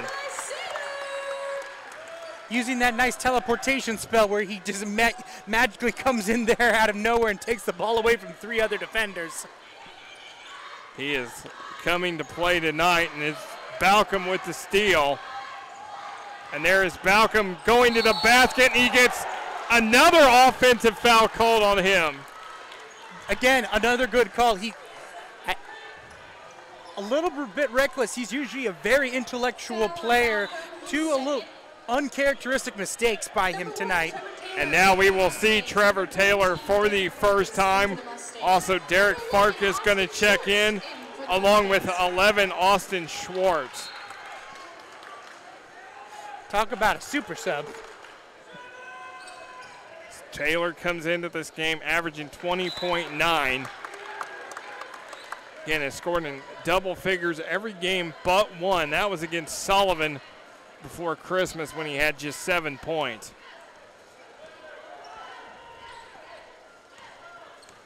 We'll see how Austin Schwartz not ready for that pass from Taylor. Gonna get it to Farkas for 3, in and out.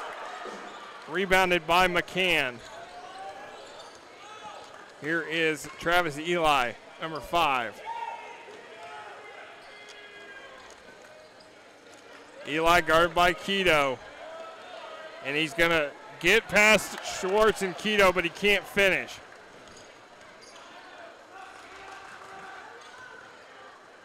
Bannister. Nice cut to the basket by Austin Schwartz, and he can't finish, but he could go to the line.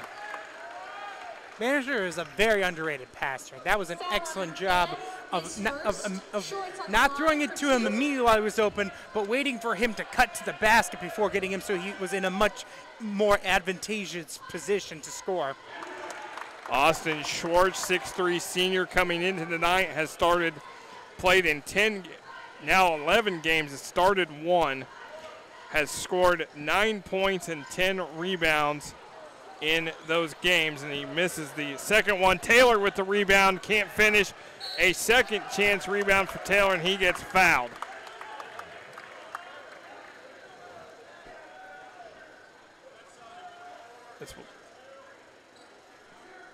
Foul on Walsh. That's going to be on Cody Walsh, his first. And we got another timeout by Brown County. Brown County called another 30-second timeout with Edgewood up 15-5. As you see, John Burning, the coach, comes over from North Vermilion. He won 2 sectional championships in 2017 and 2018. It's going to be an uphill climb this year because it's Edgewood, Owen Valley, Northview, West Vigo, and South Vermilion in this sectional. As you see Burning, he's very animated with his team so far.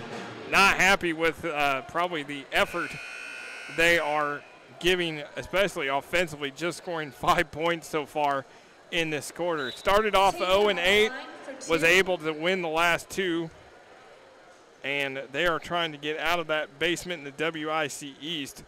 They will finish division play tomorrow against Indian Creek on the road. Rare miss for Taylor, 85% free throw shooter on the season. 51 of 60 coming into tonight, 230 points on the year at 20 point, right at 21 a game, and he gets the second one to go.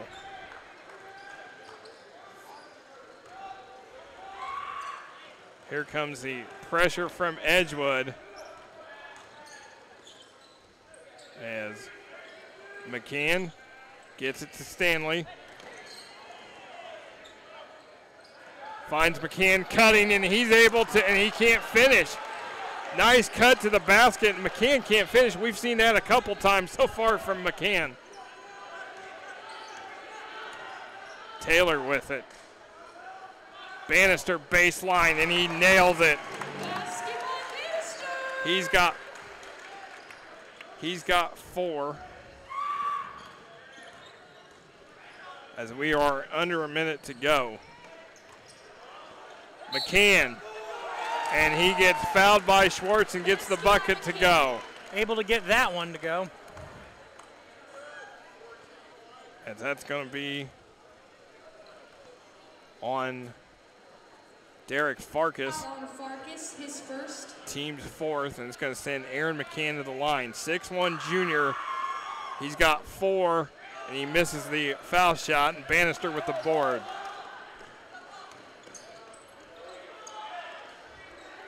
Bannister gets it to Farkas.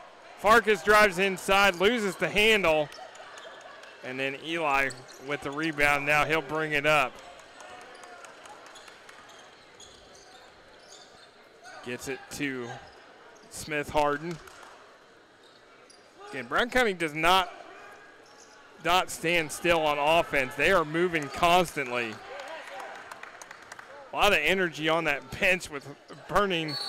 He stands up the whole time. He's moving all over the sidelines. Young guy, very energetic coach. Okay, that one, the first two I was perfectly fine with. That one, though, that one was looked more like a blocking foul than a charge. And that's 2 on Farkas.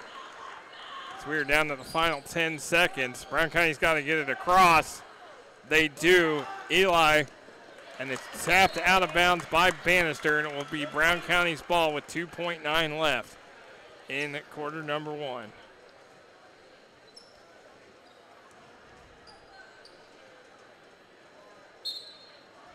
McCann to inbound. They don't even see the clock. They're going to finally fire the shot. It is off the mark for Cody Walsh, and Edgewood leads 18-7 here on Smithville Sports. Welcome to Technology Powered by Smithville. Let our welcoming and friendly staff help you with your technology needs. Stop by to get Smithville Cellular Extra plans on the latest devices. Get routers and tech products at great prices. Plus, if you're a Smithville customer, you can pay your bill and change services. Come see us at the Clear Creek Crossing Plaza or check us out at smithville.com/technology. Technology powered by Smithville, Bloomington's communications and tech store.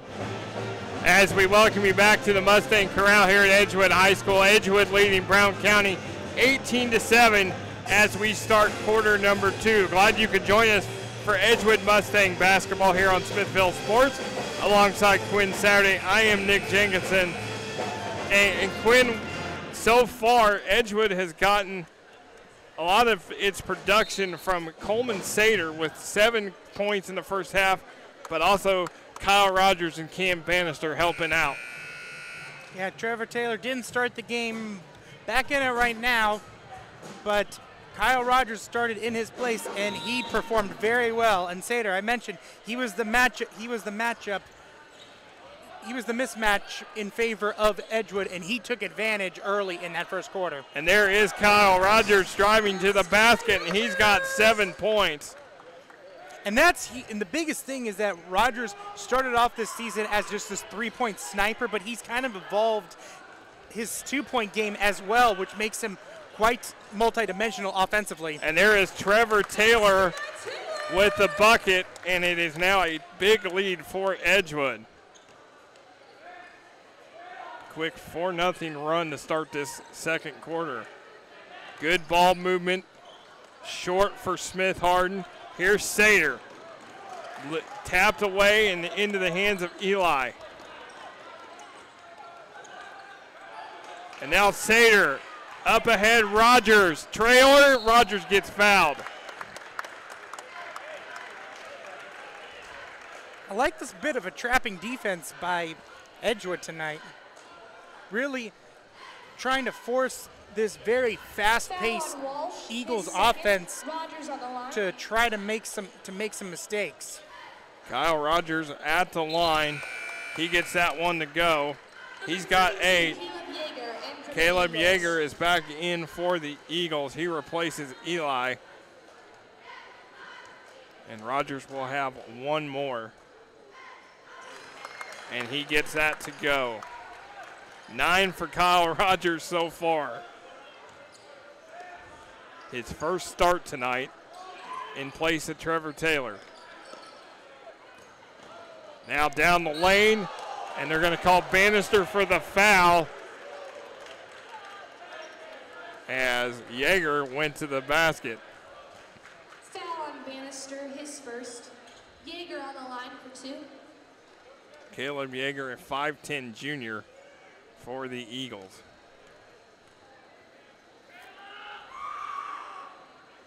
He knocks that one down.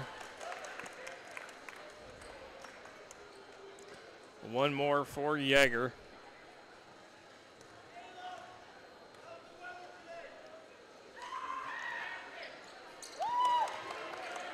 And that is good. Yeager has 2. Lead is 15. Bannister spin move, can't finish. Then knocked out of bounds by Rogers, Brown County ball.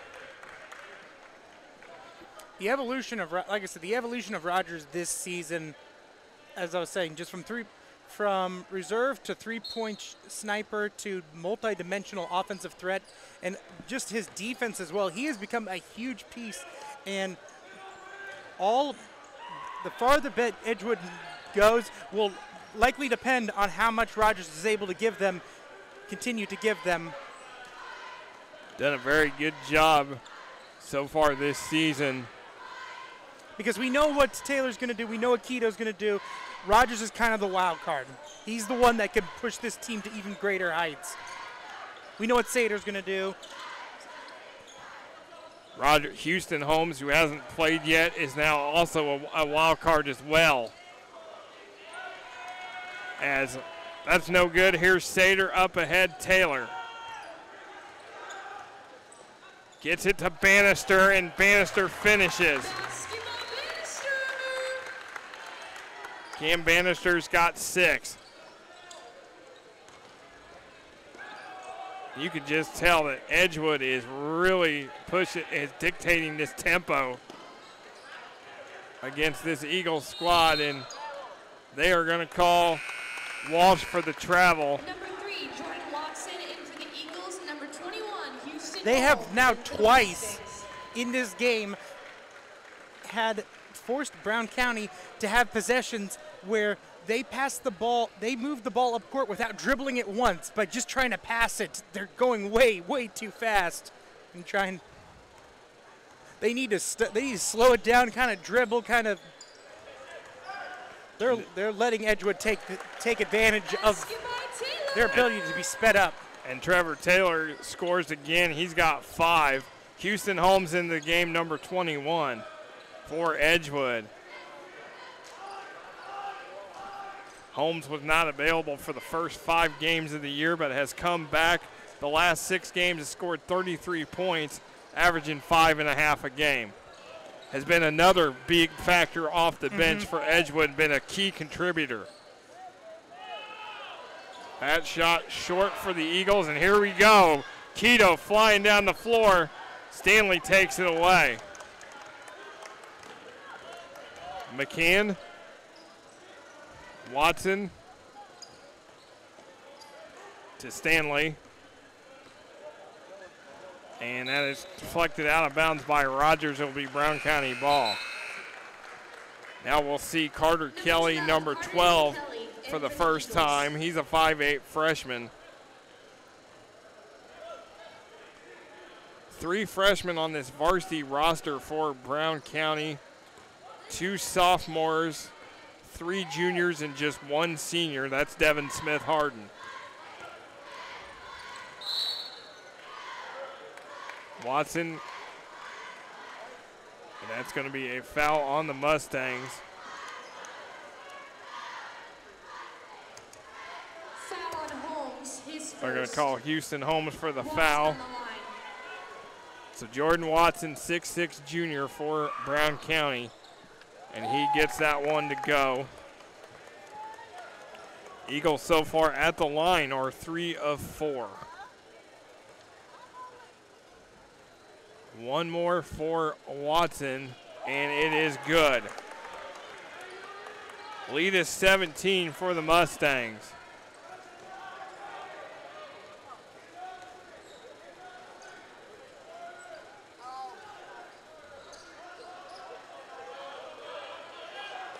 Keto, approaching 4 to go. Stay tuned. We'll have another great halftime feature. Nice pass inside Houston Holmes in the lane with the beautiful pass from Keto. 30-11. Stanley for 3 in the corner. It is good. Basket by Stanley.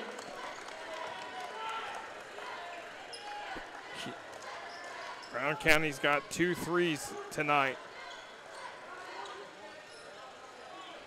Keto. Or Taylor drives, no good. Long rebound to Watson. Here is Yeager. To Watson, to Stanley.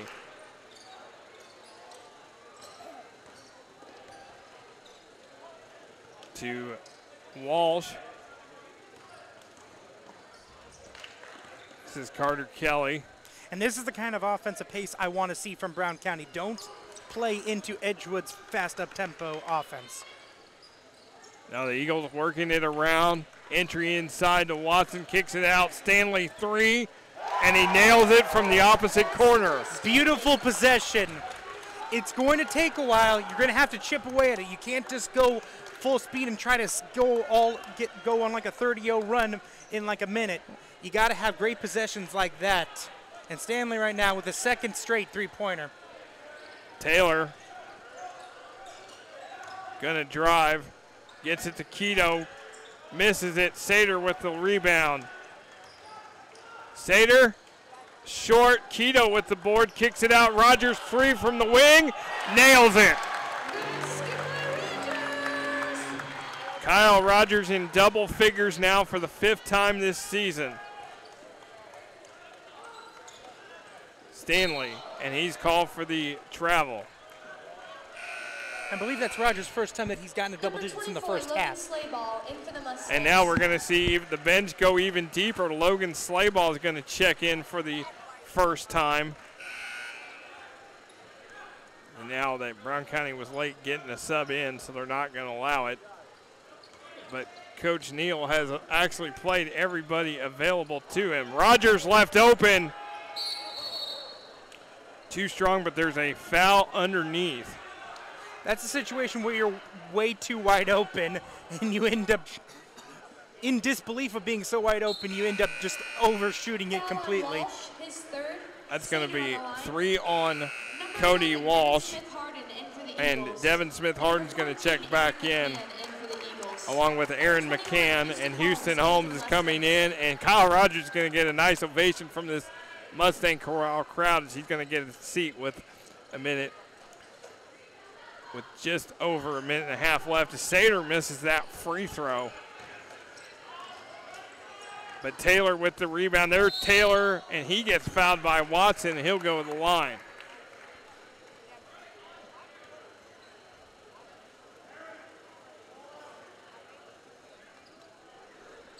Edgewood is a team coming into the night, 73%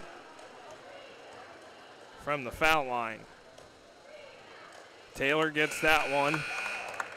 Number 5, Travis Eli. Travis Eli into the game, and Austin Schwartz in for Edgewood.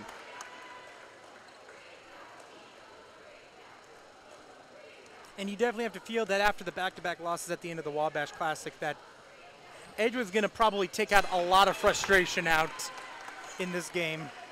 Well, they had to make 3 straight trips over to Terre Haute South. That's about an hour or so drive, and I assume that both of those trips after losses are not too pleasant to come back to. And then probably after a hard week of practice, they are ready to play somebody else.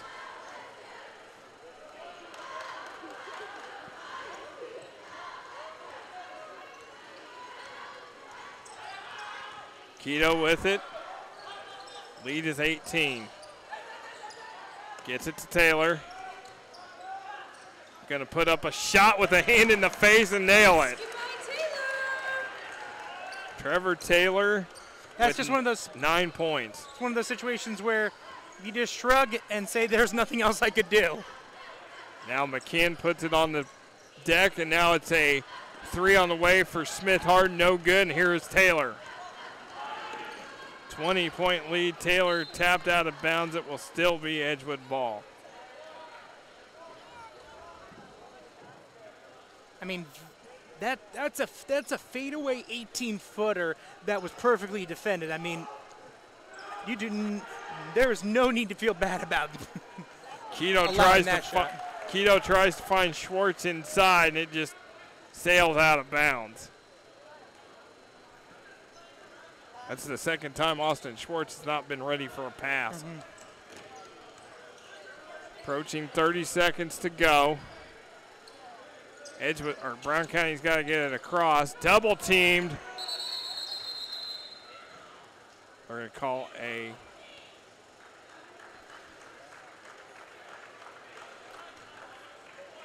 I think a kickball maybe?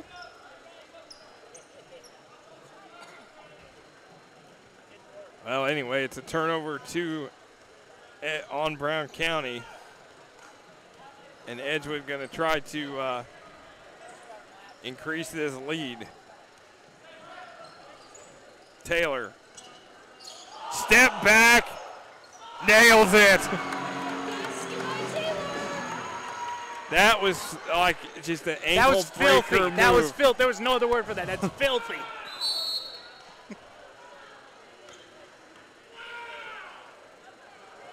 That is on Houston Holmes. Did somebody get a replay of that we could send to Sports Center? That was absolutely filthy. It's like what you see Steph Curry do most nights. Yeager's on the line. That was on Holmes, his second.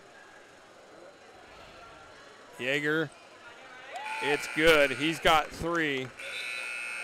Kelly's coming in, and then Watson will replace Yeager after this foul shot.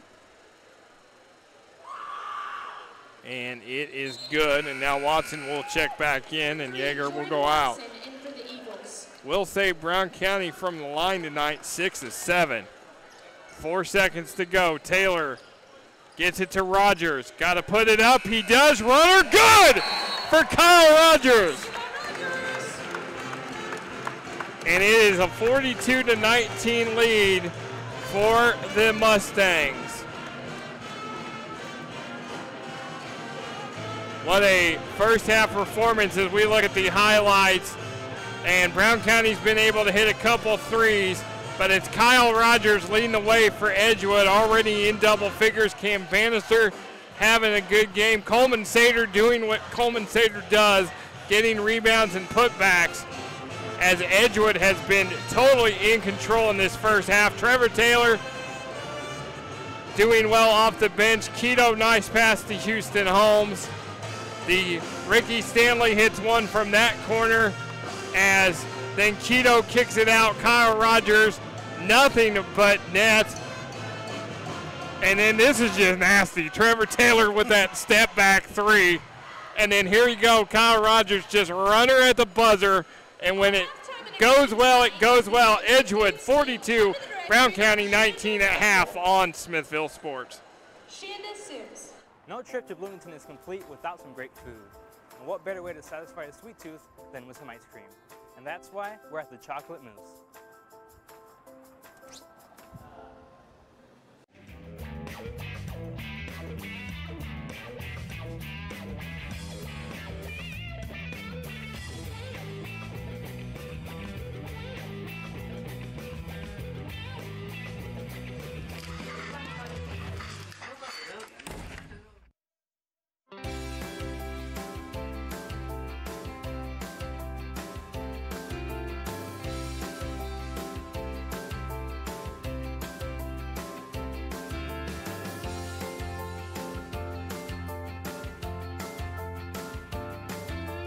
My name is Jordan Davis. I'm the general manager. I kind of oversee our operations here at our downtown Bloomington store, our Nashville store, as well as all the events and wholesale that we do. We started in 1933 as Maze Cafe. It was a restaurant. They started to make their own frozen custard and realized that that was where they were making their money, and you know, they could just do that a lot easier. So in 1955, Doran May, whose dad EJ, he built the stand in the parking lot, named it the Penguin, and just took off from there. Doran had a manager who he allowed to kind of franchised out, and he opened a few Penguins, actually. The guy was just ruining the brand and running the place really into the ground. So Doran bought it back from him. And whenever he purchased back the company, the guy tried to get it, being like, oh, well, you have to pay me for the name of the Penguin, too. And Doran just said, I'll just call it something else. They were brainstorming after the whole Penguin debacle. Somebody had said the name the Chocolate Mousse. And they go, you know what? I like that. Let's go with it. It's definitely helped us because it gives us a lot of opportunities with branding and everything, because who doesn't love a little cartoon moose licking its lips?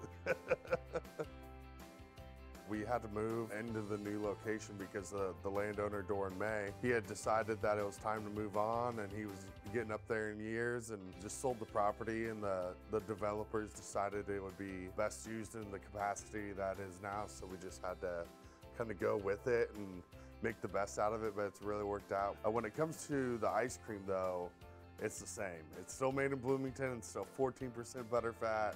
It's the same, you know, quality product we were serving in the stand and before that, so nothing's changed with the ice cream. So we have about 20 regular ice creams that we make. Those are all the 14% butterfat homemade ice cream, like hard pack, that we're known for. We also make 6 vegan varieties though. Those are all made with coconut milk. The community's really taken a liking to those, and it's not just vegan people, it's just those that are lactose intolerant, or people that are like the idea of, oh yeah, strawberry with coconut milk, that sounds, you know, pretty good, and it is. We do a lot of things at the Chocolate Mousse besides just ice cream. We've always been known for our Spanish burgers since, you know, the 50s. We just recently added like a turkey pesto sandwich, a chicken sour croissant, our breakfast sandwiches, as I mentioned earlier. Now we have a full coffee menu with like chai lattes, flat whites, Americanos, lattes, frappes, you name it. We work with local roasters, Brown County Coffee, so we have a really good local product that we're serving. There's quite a bit you can get besides ice cream with the Chocolate Mousse.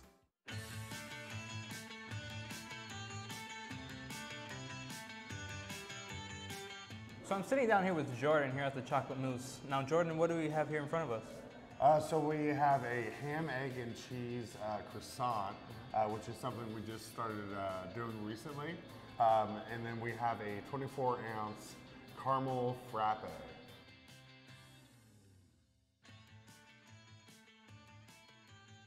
I'm going for a bite here.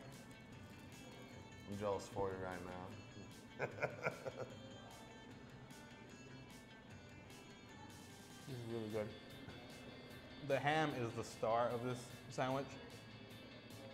Very fresh, very tender. It's not very chewy like a lot of hams out there. Kind of just melts in your mouth a little bit. Let's try it.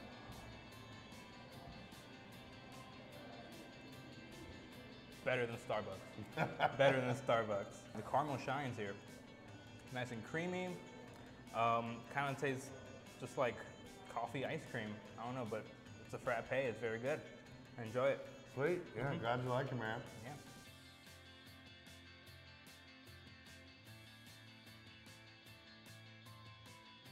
So we're back and we have ice cream now, the bread and butter of the Chocolate Mousse. Now Jordan, what flavors do we have here?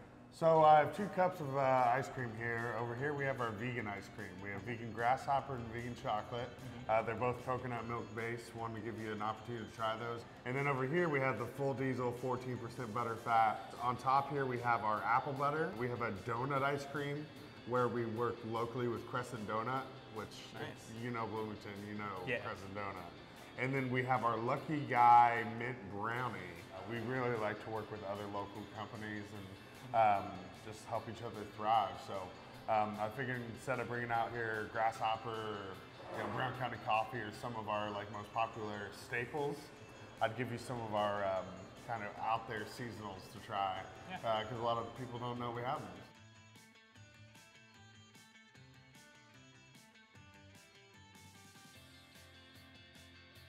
It's really refreshing, the mint. Well, first of all, you get the coconut. That's the first thing that I tasted. Then the mint. And lastly, the chocolate from the Oreo. And finally, the cream. The creamy bits from the Oreos.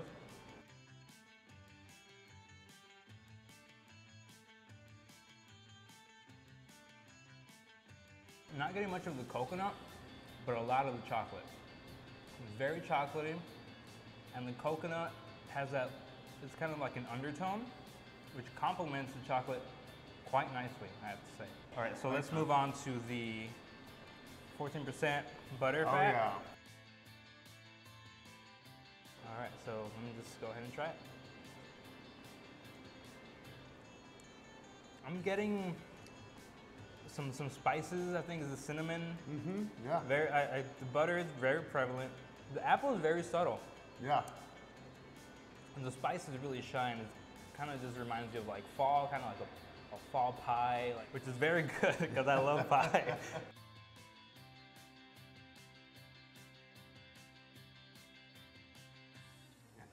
You're right.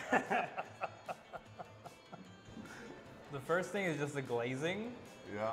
And then it's kind of like, the texture is kind of like the inside of a donut. I don't know if that's weird to say. It's just kind of like very soft and melts in your mouth like a good donut would. Yeah. Mm-hmm.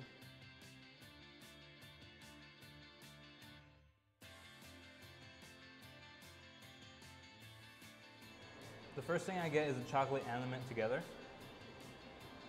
It's kind of different from the vegan one where the mint was more, like the most prevalent. But this is just a nice duo of the chocolate and the mint. I think it all starts with just having a quality product. If you don't have a quality product, you're not going to go back to the place. And I think the chocolate mousse it's been its longevity. It's the nostalgia to it and just what it means to people that they went to here as a kid and, got this from the penguin or got this from the chocolate mousse, depending on how old they are, and their kids get to come in and experience the same thing. We like to think that if you think of Bloomington and your IU experience or just your experience coming to Bloomington or living in Bloomington, that chocolate mousse is, one of the first memories you have. Just because, everybody has a favorite ice cream shop, and when it comes to Bloomington, that's us, or we like to think so. Come by and see us at 7 a.m. till 11 p.m. Monday through Friday. Saturday we open a little later at 8 a.m. and go until 11 p.m. and then Sunday is 10 a.m. until 11 p.m. As we welcome you back to the Mustang Corral here at Edgewood High School, Ellisville, Indiana. Edgewood with a commanding lead, 42-19 over the Brown County Eagles. Glad you could join us for Edgewood Mustang basketball here on Smithville Sports. Alongside Quinn Saturday, I am Nick Jenkinson, and Quinn, it was Kyle Rogers getting the start tonight. 14 points for Mr. Rogers. Trevor Taylor does not start, and he comes off the bench to score 12 points. But a whole host of Mustangs helping out. Coleman Sater and Cam Bannister with 7 and 6 respectively. The story has been Rogers in his first start. 14 points in that first half, just one off of his career high 15 against Bloomington South. He had a great start to the season, his 5th game in double figures. Taylor in double figures again for the 10th time. He had only 7 against Sullivan, so it's the 10th time or 11th time in 12 games that Taylor has scored in double figures. Brown County, though, coming in the line, 6-7, Edgewood 9-12. And a reminder, we will have Seymour at North tomorrow, boys basketball. Seymour is 2-7. They're hosting Charlestown tonight. Bloomington North is over at Bloomington South. The Cougars are 7-2 coming into the night, and right now at halftime over at Bloomington South, it is Bloomington South leading Bloomington North 35-25, and if we get a final score, we will pass that along. Edgewood, when leading at half this season, is 7-0, and they are hoping to continue that trend tonight with this commanding lead. And they are not letting up on the defensive end as you see that pressure coming out here in this start this third quarter. And they force the turnover. Smith Harden goes out of bounds.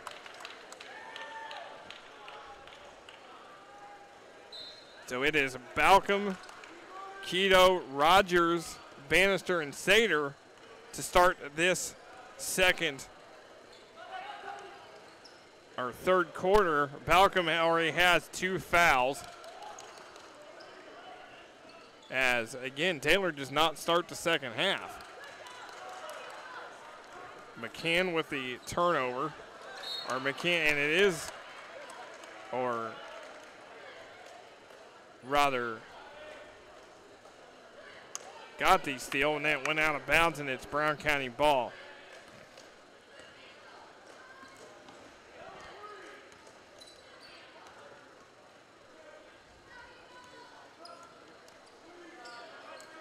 As Keto cuts off Eli on that baseline and has to pass it.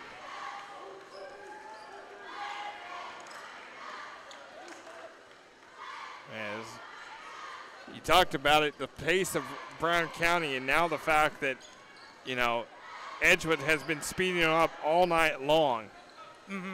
And now they are able to run like a motion offense, and it worked earlier as they're passing the ball. Balcom, that was deflected out of bounds. It is an Edgewood ball. I thought that went off Balcom, but they said no, it went off Brown County. So Edgewood with the ball. Again, home for the next 6 games. They will play South Putnam here tomorrow night. Then their big one next Friday night against Owen Valley. Sater misses that one. Double teamed. Now it's Eli. Nice bounce pass to McCann, and he can't finish. Several times tonight, McCann has not finished. Balcom is able to on the other end. Third time's the charm. Those first 2 drives that he had in that early in that first quarter that led to charges. This time he was able to move his body out of the way just enough and get just enough of a head start that he was able to convert the layup there. Balcom has started 9 games this season, 6.3 points a game coming into tonight. He's been able to kind of lock down that 5th guard spot. Schwartz and Farkas have also started games as well. Sater misses, tries to get the putback, gets fouled. Sater on the line for 2. So Coleman Sater, that's on Eli. That's his team's first this half. Coleman Sater at the line, and he's able to knock it down. Number 3, Jordan Watson in for the Eagles. Jordan Watson is back in for the Eagles. He replaces Aaron McCann. One more for Sater, had 7 in the first half, and he misses that one. Smith Harden with the rebound. Yeah, Sater had that very strong first quarter, but has been quiet since, but he did what he needed to do. He's been very active as always on the glass at both ends of the floor. Able to get second chance rebounds and trying to get putbacks. Balcom's going to commit his 3rd foul. And that is going to put Trevor Taylor back in the game. His 3rd. And that will. Number 1, Trevor Taylor in for the Mustangs. And Balcom will take a seat.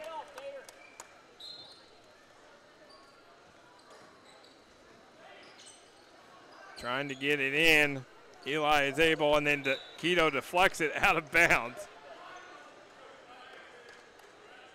It will be Eagles basketball.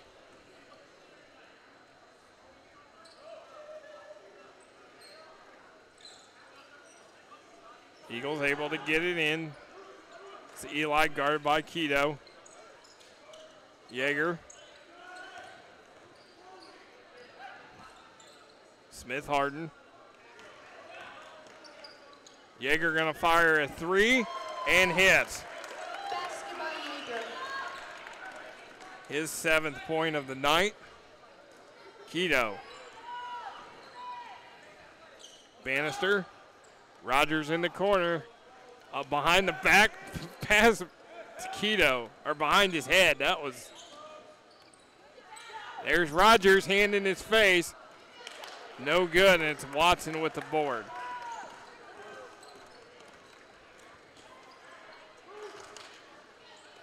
Pass inside, Smith Harden open. Rogers late on that closeout.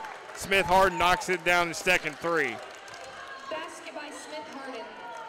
This team's starting to feel a lot more comfortable in the 3-point range.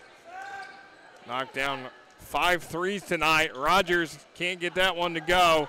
Sater there for the rebound, and he gets fouled.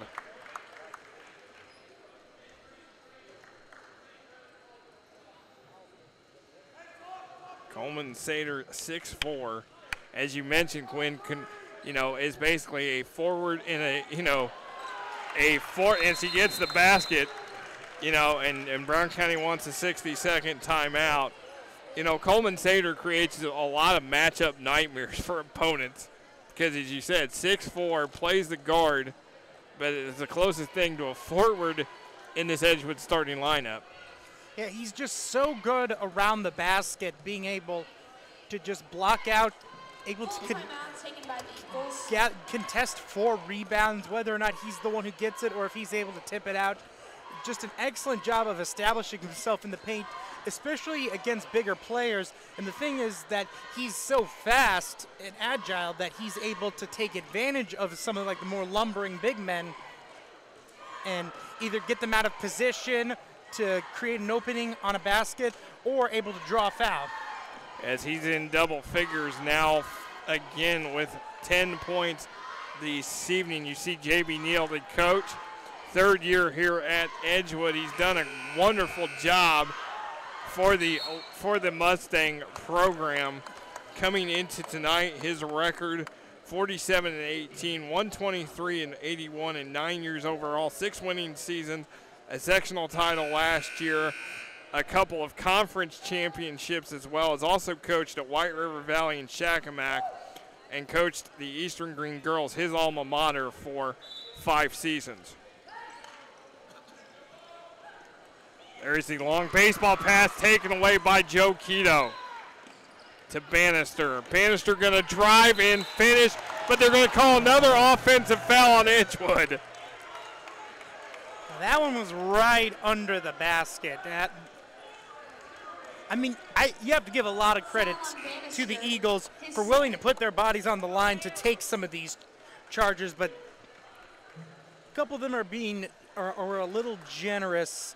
Again, at the end of the day, it's a 50-50 call most of the times on a charge block call, and the refs really seem to appreciate the effort that the Eagles are giving in trying to create these charges. And like I said, you have to give them credit for being willing to take those hits.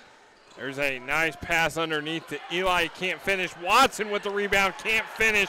Gets another chance. Sater's going to get called for the foul as he blocked Watson.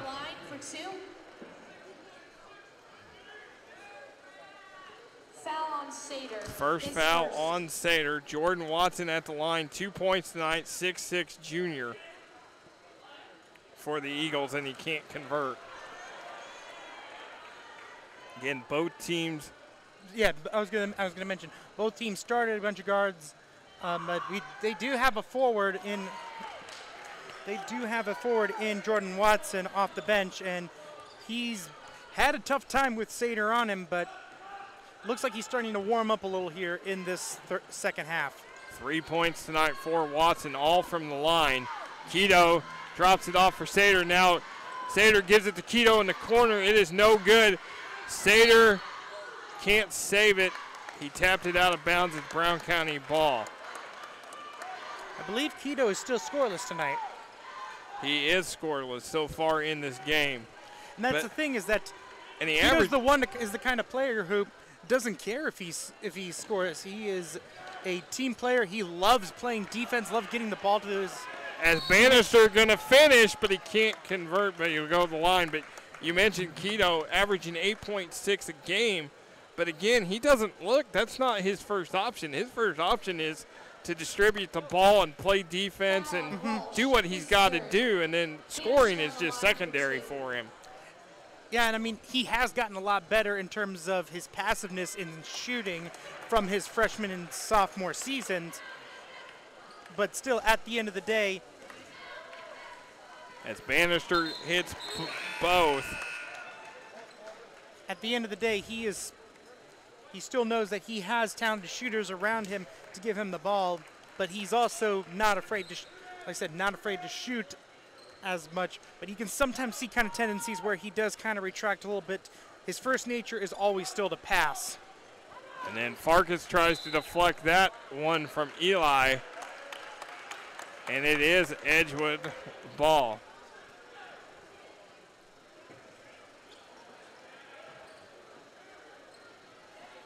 So Keto will inbound it. He's going to look, gives it out to Bannister. Bannister one-on-one, going to drive and score.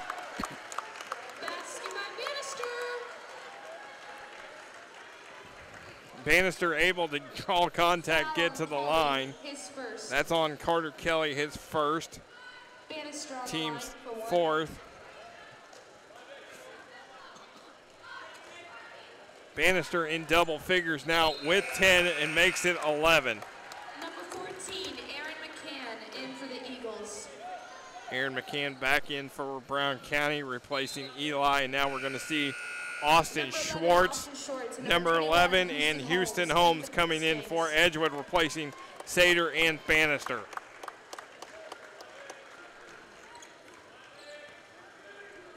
J.B. Neal seems like he's been able to rotate at will tonight with this big lead. Get a lot of guys in and a lot of guys out. I believe that is his season high. So that is his season high for this season. Bannister like fourth time in double figures, all 10 points. As again, Edgewood not letting up defensively, and Coach Burning wants another full timeout here with 2:01 to go. Well, while we have him in, we'd like to thank our crew, the hardworking women and men behind the scenes on the cameras tonight: Annette Bruner, Jeremy Nutter, and Clemente Torrado. Rob Ramsey, our director, technical director, Nadir Noon running replays, and you and I doing commentary. We thank them for all their hard work and everything they do, and we couldn't do it without you.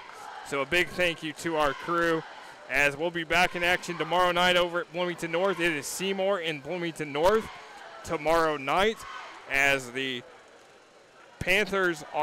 South Panthers are leading the Cougars 50-41 after 3 quarters. So my question tomorrow night against Fort Bloomington North is, how do they respond if they're not able to pull this one off against Bloomington South tonight after a big rivalry game, a big emotional game? Seymour is not a very strong team, 2-7 this year. Do they come in and play fired up, or do we see what we did last year, where when they lost to Edgewood in overtime, they came back 2 days later and laid an egg to Whiteland? Yeah, it's definitely going to be something that's definitely still in their minds from last season. I think they won't have the same problem, but it will still be interesting to see how they respond and see if they are able to come out with a win here. As Carter Kelly scores that one, and we will have, of course, JV will start at 6, and we'll have varsity to follow around 7:30. So join us again tomorrow night. Trevor Taylor, no good. As here comes the Eagles. Yeager guarded by Keto, and he is able to score and draw the foul. And you can definitely see, even though down by 22, Brown County's not giving up. They're still fighting. As Schwartz with the foul. Well, you can definitely tell that this team has a lot of spirit in them. They started this season 0-8, and they were able to win their last 2 games. So they definitely still believe in themselves, and they still think they can win this game. And they've got a big, again, they finish up division play tomorrow night at Indian Creek. So they have a lot to still fight for here in this division. Edgewood has a lot to fight for as well, as Yeager commits the foul. I have that listed as his fourth.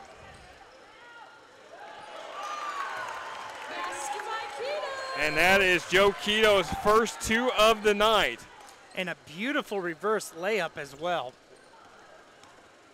Quito, again, 93 points coming into tonight, 8.6 average. But again, that's like a quiet 8.6.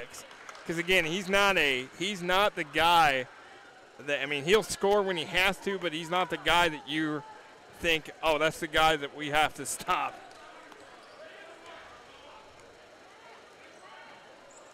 Derek Farkas with it. Lead is 23. Schwartz leaves it for Quito. There is Quito. Nice, well, he tried to find Holmes, but Farkas chases it down. Gets it to Schwartz. To Quito. To Houston Holmes. To Schwartz, a lot of contact there. Watson gets knocked down, no call. Holmes gonna put it up over Watson and score. He's got 4. Lead is 25. Final seconds of this third quarter.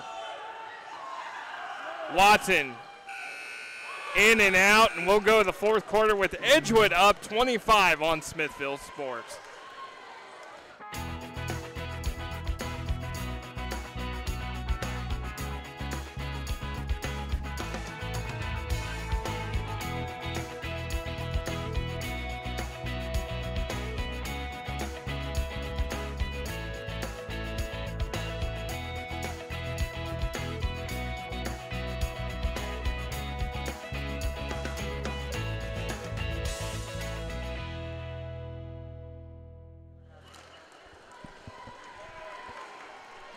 As we welcome you back to the Mustang Corral, Edgewood up 56-31 as we get ready to start the fourth quarter of play. Glad you could join us for Edgewood Mustang basketball on Smithville Sports.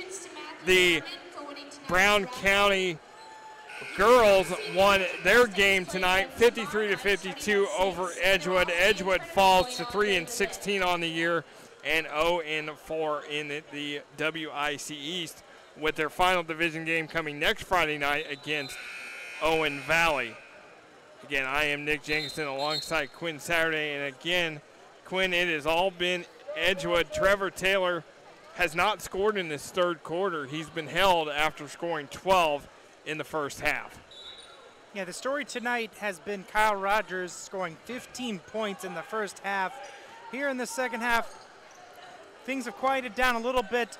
But as you see right here with Trevor Taylor with the and one, it's been a bit of a group effort as the Brown County hasn't given up, but Edgewood has kind of slowly but surely started closing the door on them. And that is all for Caleb Yeager. He is fouled out. Travis Eliu in for the Eagles. And Yeager has 10 points. Travis Eli is going to check back in for Brown County. Taylor gets the foul shot. He has 15. Lead is 28.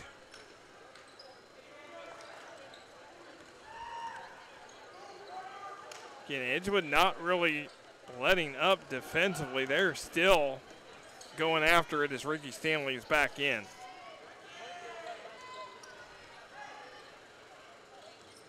Mustangs have won 3 Western Indiana Conference titles in a row. They would love to make it a 4th. Send this big senior class out 4 for 4 on conference titles. Another reminder, these two teams are in the same sectional, and they could see each other again come March.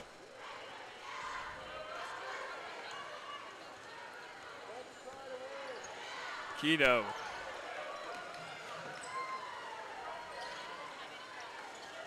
Gets it to Sater. And Sater gets the bucket and will go to the line.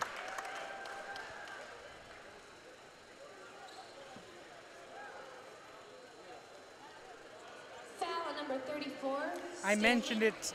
We mentioned it earlier in the season, but Sater, again, another one of those players who averaged less than a point last season and has now become one of the biggest contributors on this team.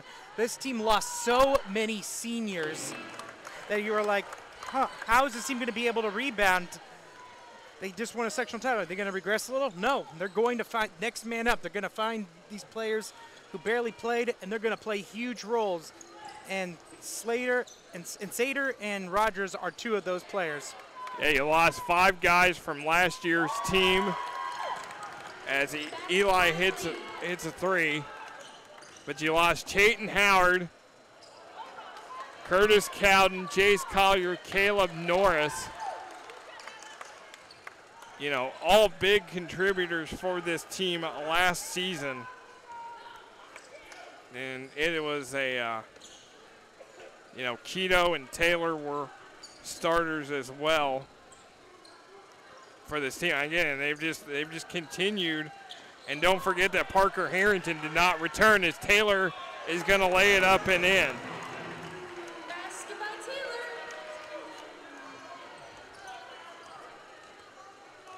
So key contributors for that Mustang squad. And Edgewood is going to roll to 10-2 and 4-0 in the WIC East. And looking as Taylor scores, and Coach Burning's going to use his final timeout here with 5:44 to go. As Edgewood again is home for a while now for the next couple weeks. They have South Putnam tomorrow night. And then they will have Owen Valley on next Friday night, Greencastle Saturday, January 12th, January 19th, Bedford North Lawrence, WIC championship potential at home. Then January 26th, they will play Monrovia in Bankers Life Fieldhouse as part of that 5-game event that Bankers, you know, and that's an awesome opportunity for these kids to get to play at the home of the Indiana Pacers.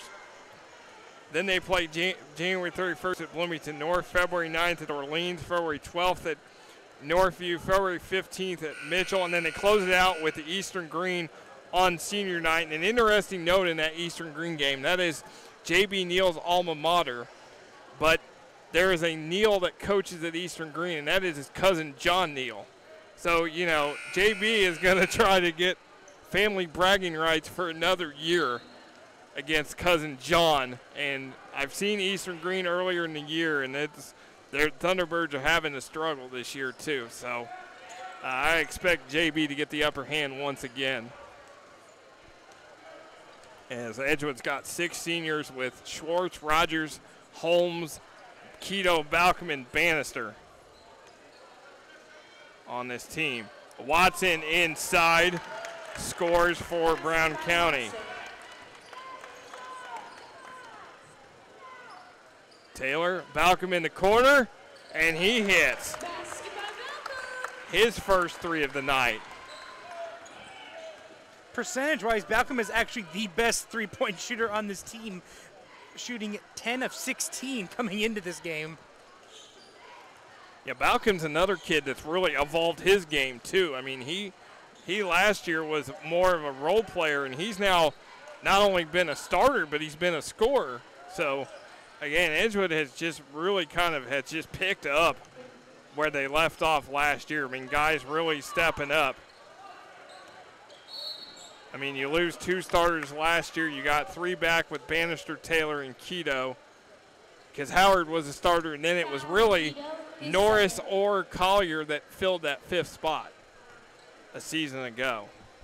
Edgewood lost to Lebanon in the overtime in the regional semifinals at Greencastle. Eli misses that 3. Stanley with the rebound and put back. Basket by Stanley. as it is a 31-point lead for the Mustangs.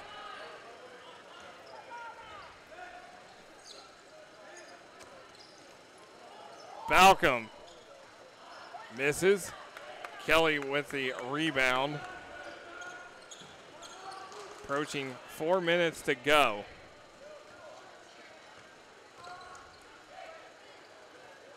Bannister takes it away. Up ahead, Balcom. Behind the back to Cheeto. And this time it is a foul on the Eagles and not an offensive foul. I thought it could have been another offensive foul. This time it is on the Eagles, and it's on Watson. His second, team's ninth. This will send Joe Quito to the line. Quito hits it. Number 24, Cody Walsh in for the Eagles. And now we are going to see Austin Schwartz, Kyle Rogers, Derek Farkas, and Houston Holmes into the game. And then Logan Slayball will check in for Quito. Number 24, Logan Slayball in for the And that will give the guys a much needed break tonight with a commanding lead, 71-38.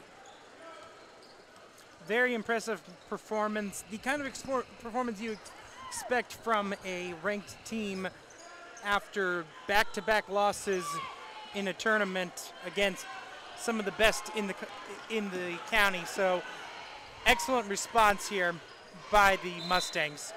Logan Slayball able to score.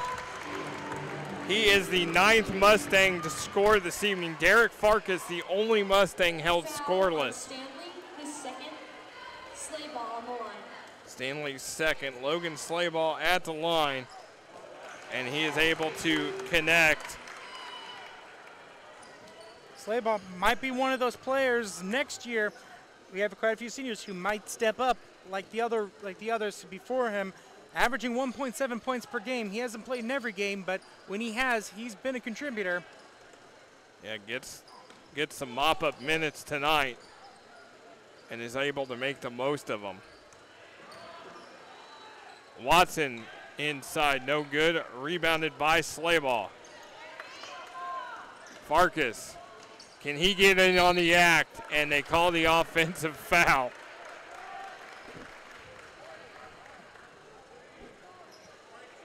Foul on Farkas, his third. And that is the third on Farkas. Big commanding lead for the Mustangs.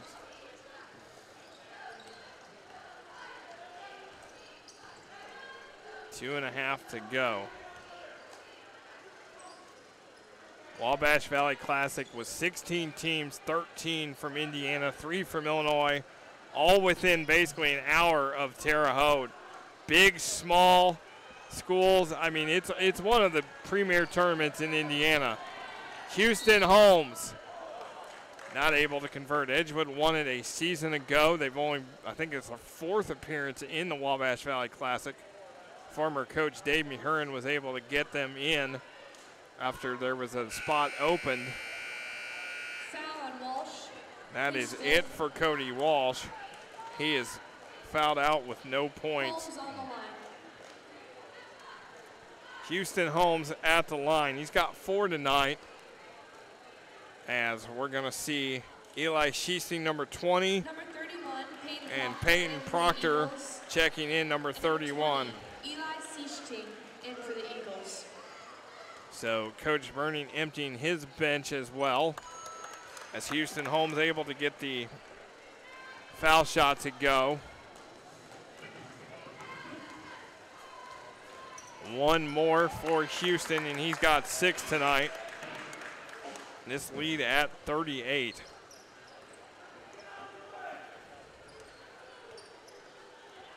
Approaching 2 minutes to go. Mustangs get ready for South Putt tomorrow night as Carter Kelly hits the 3.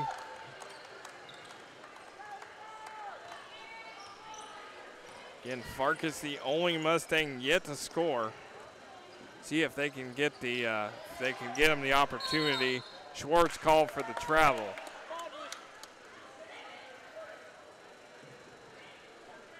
Again, an interesting situation with how this was set up with the varsity teams playing tonight. The JV teams were playing in the back room. The girls' JV team just finished. The boys' JV team played while the girls' game was going on. So there is a 3 on the way, no good. Tapped around by Schwartz. Controls it. Kyle Rogers. Be a foul.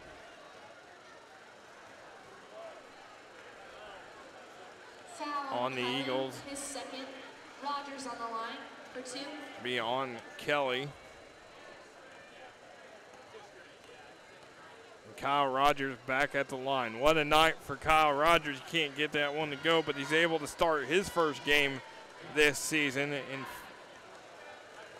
over Trevor Taylor, and he responded very well tonight, did Kyle Rogers. 36-point lead for Edgewood. There is Carter Kelly. Can't get it to go. Battle for it. Logan Slayball chases it down. We're under a minute to go. Schwartz going to take it in, and he gets fouled. He had Farkas open in the corner, but he decided to take it himself. Eli Schiesting, his first. It's going to be Austin Schwartz. He has just 1 point this evening, and he misses that one. Schwartz 1 of 3 at the line tonight.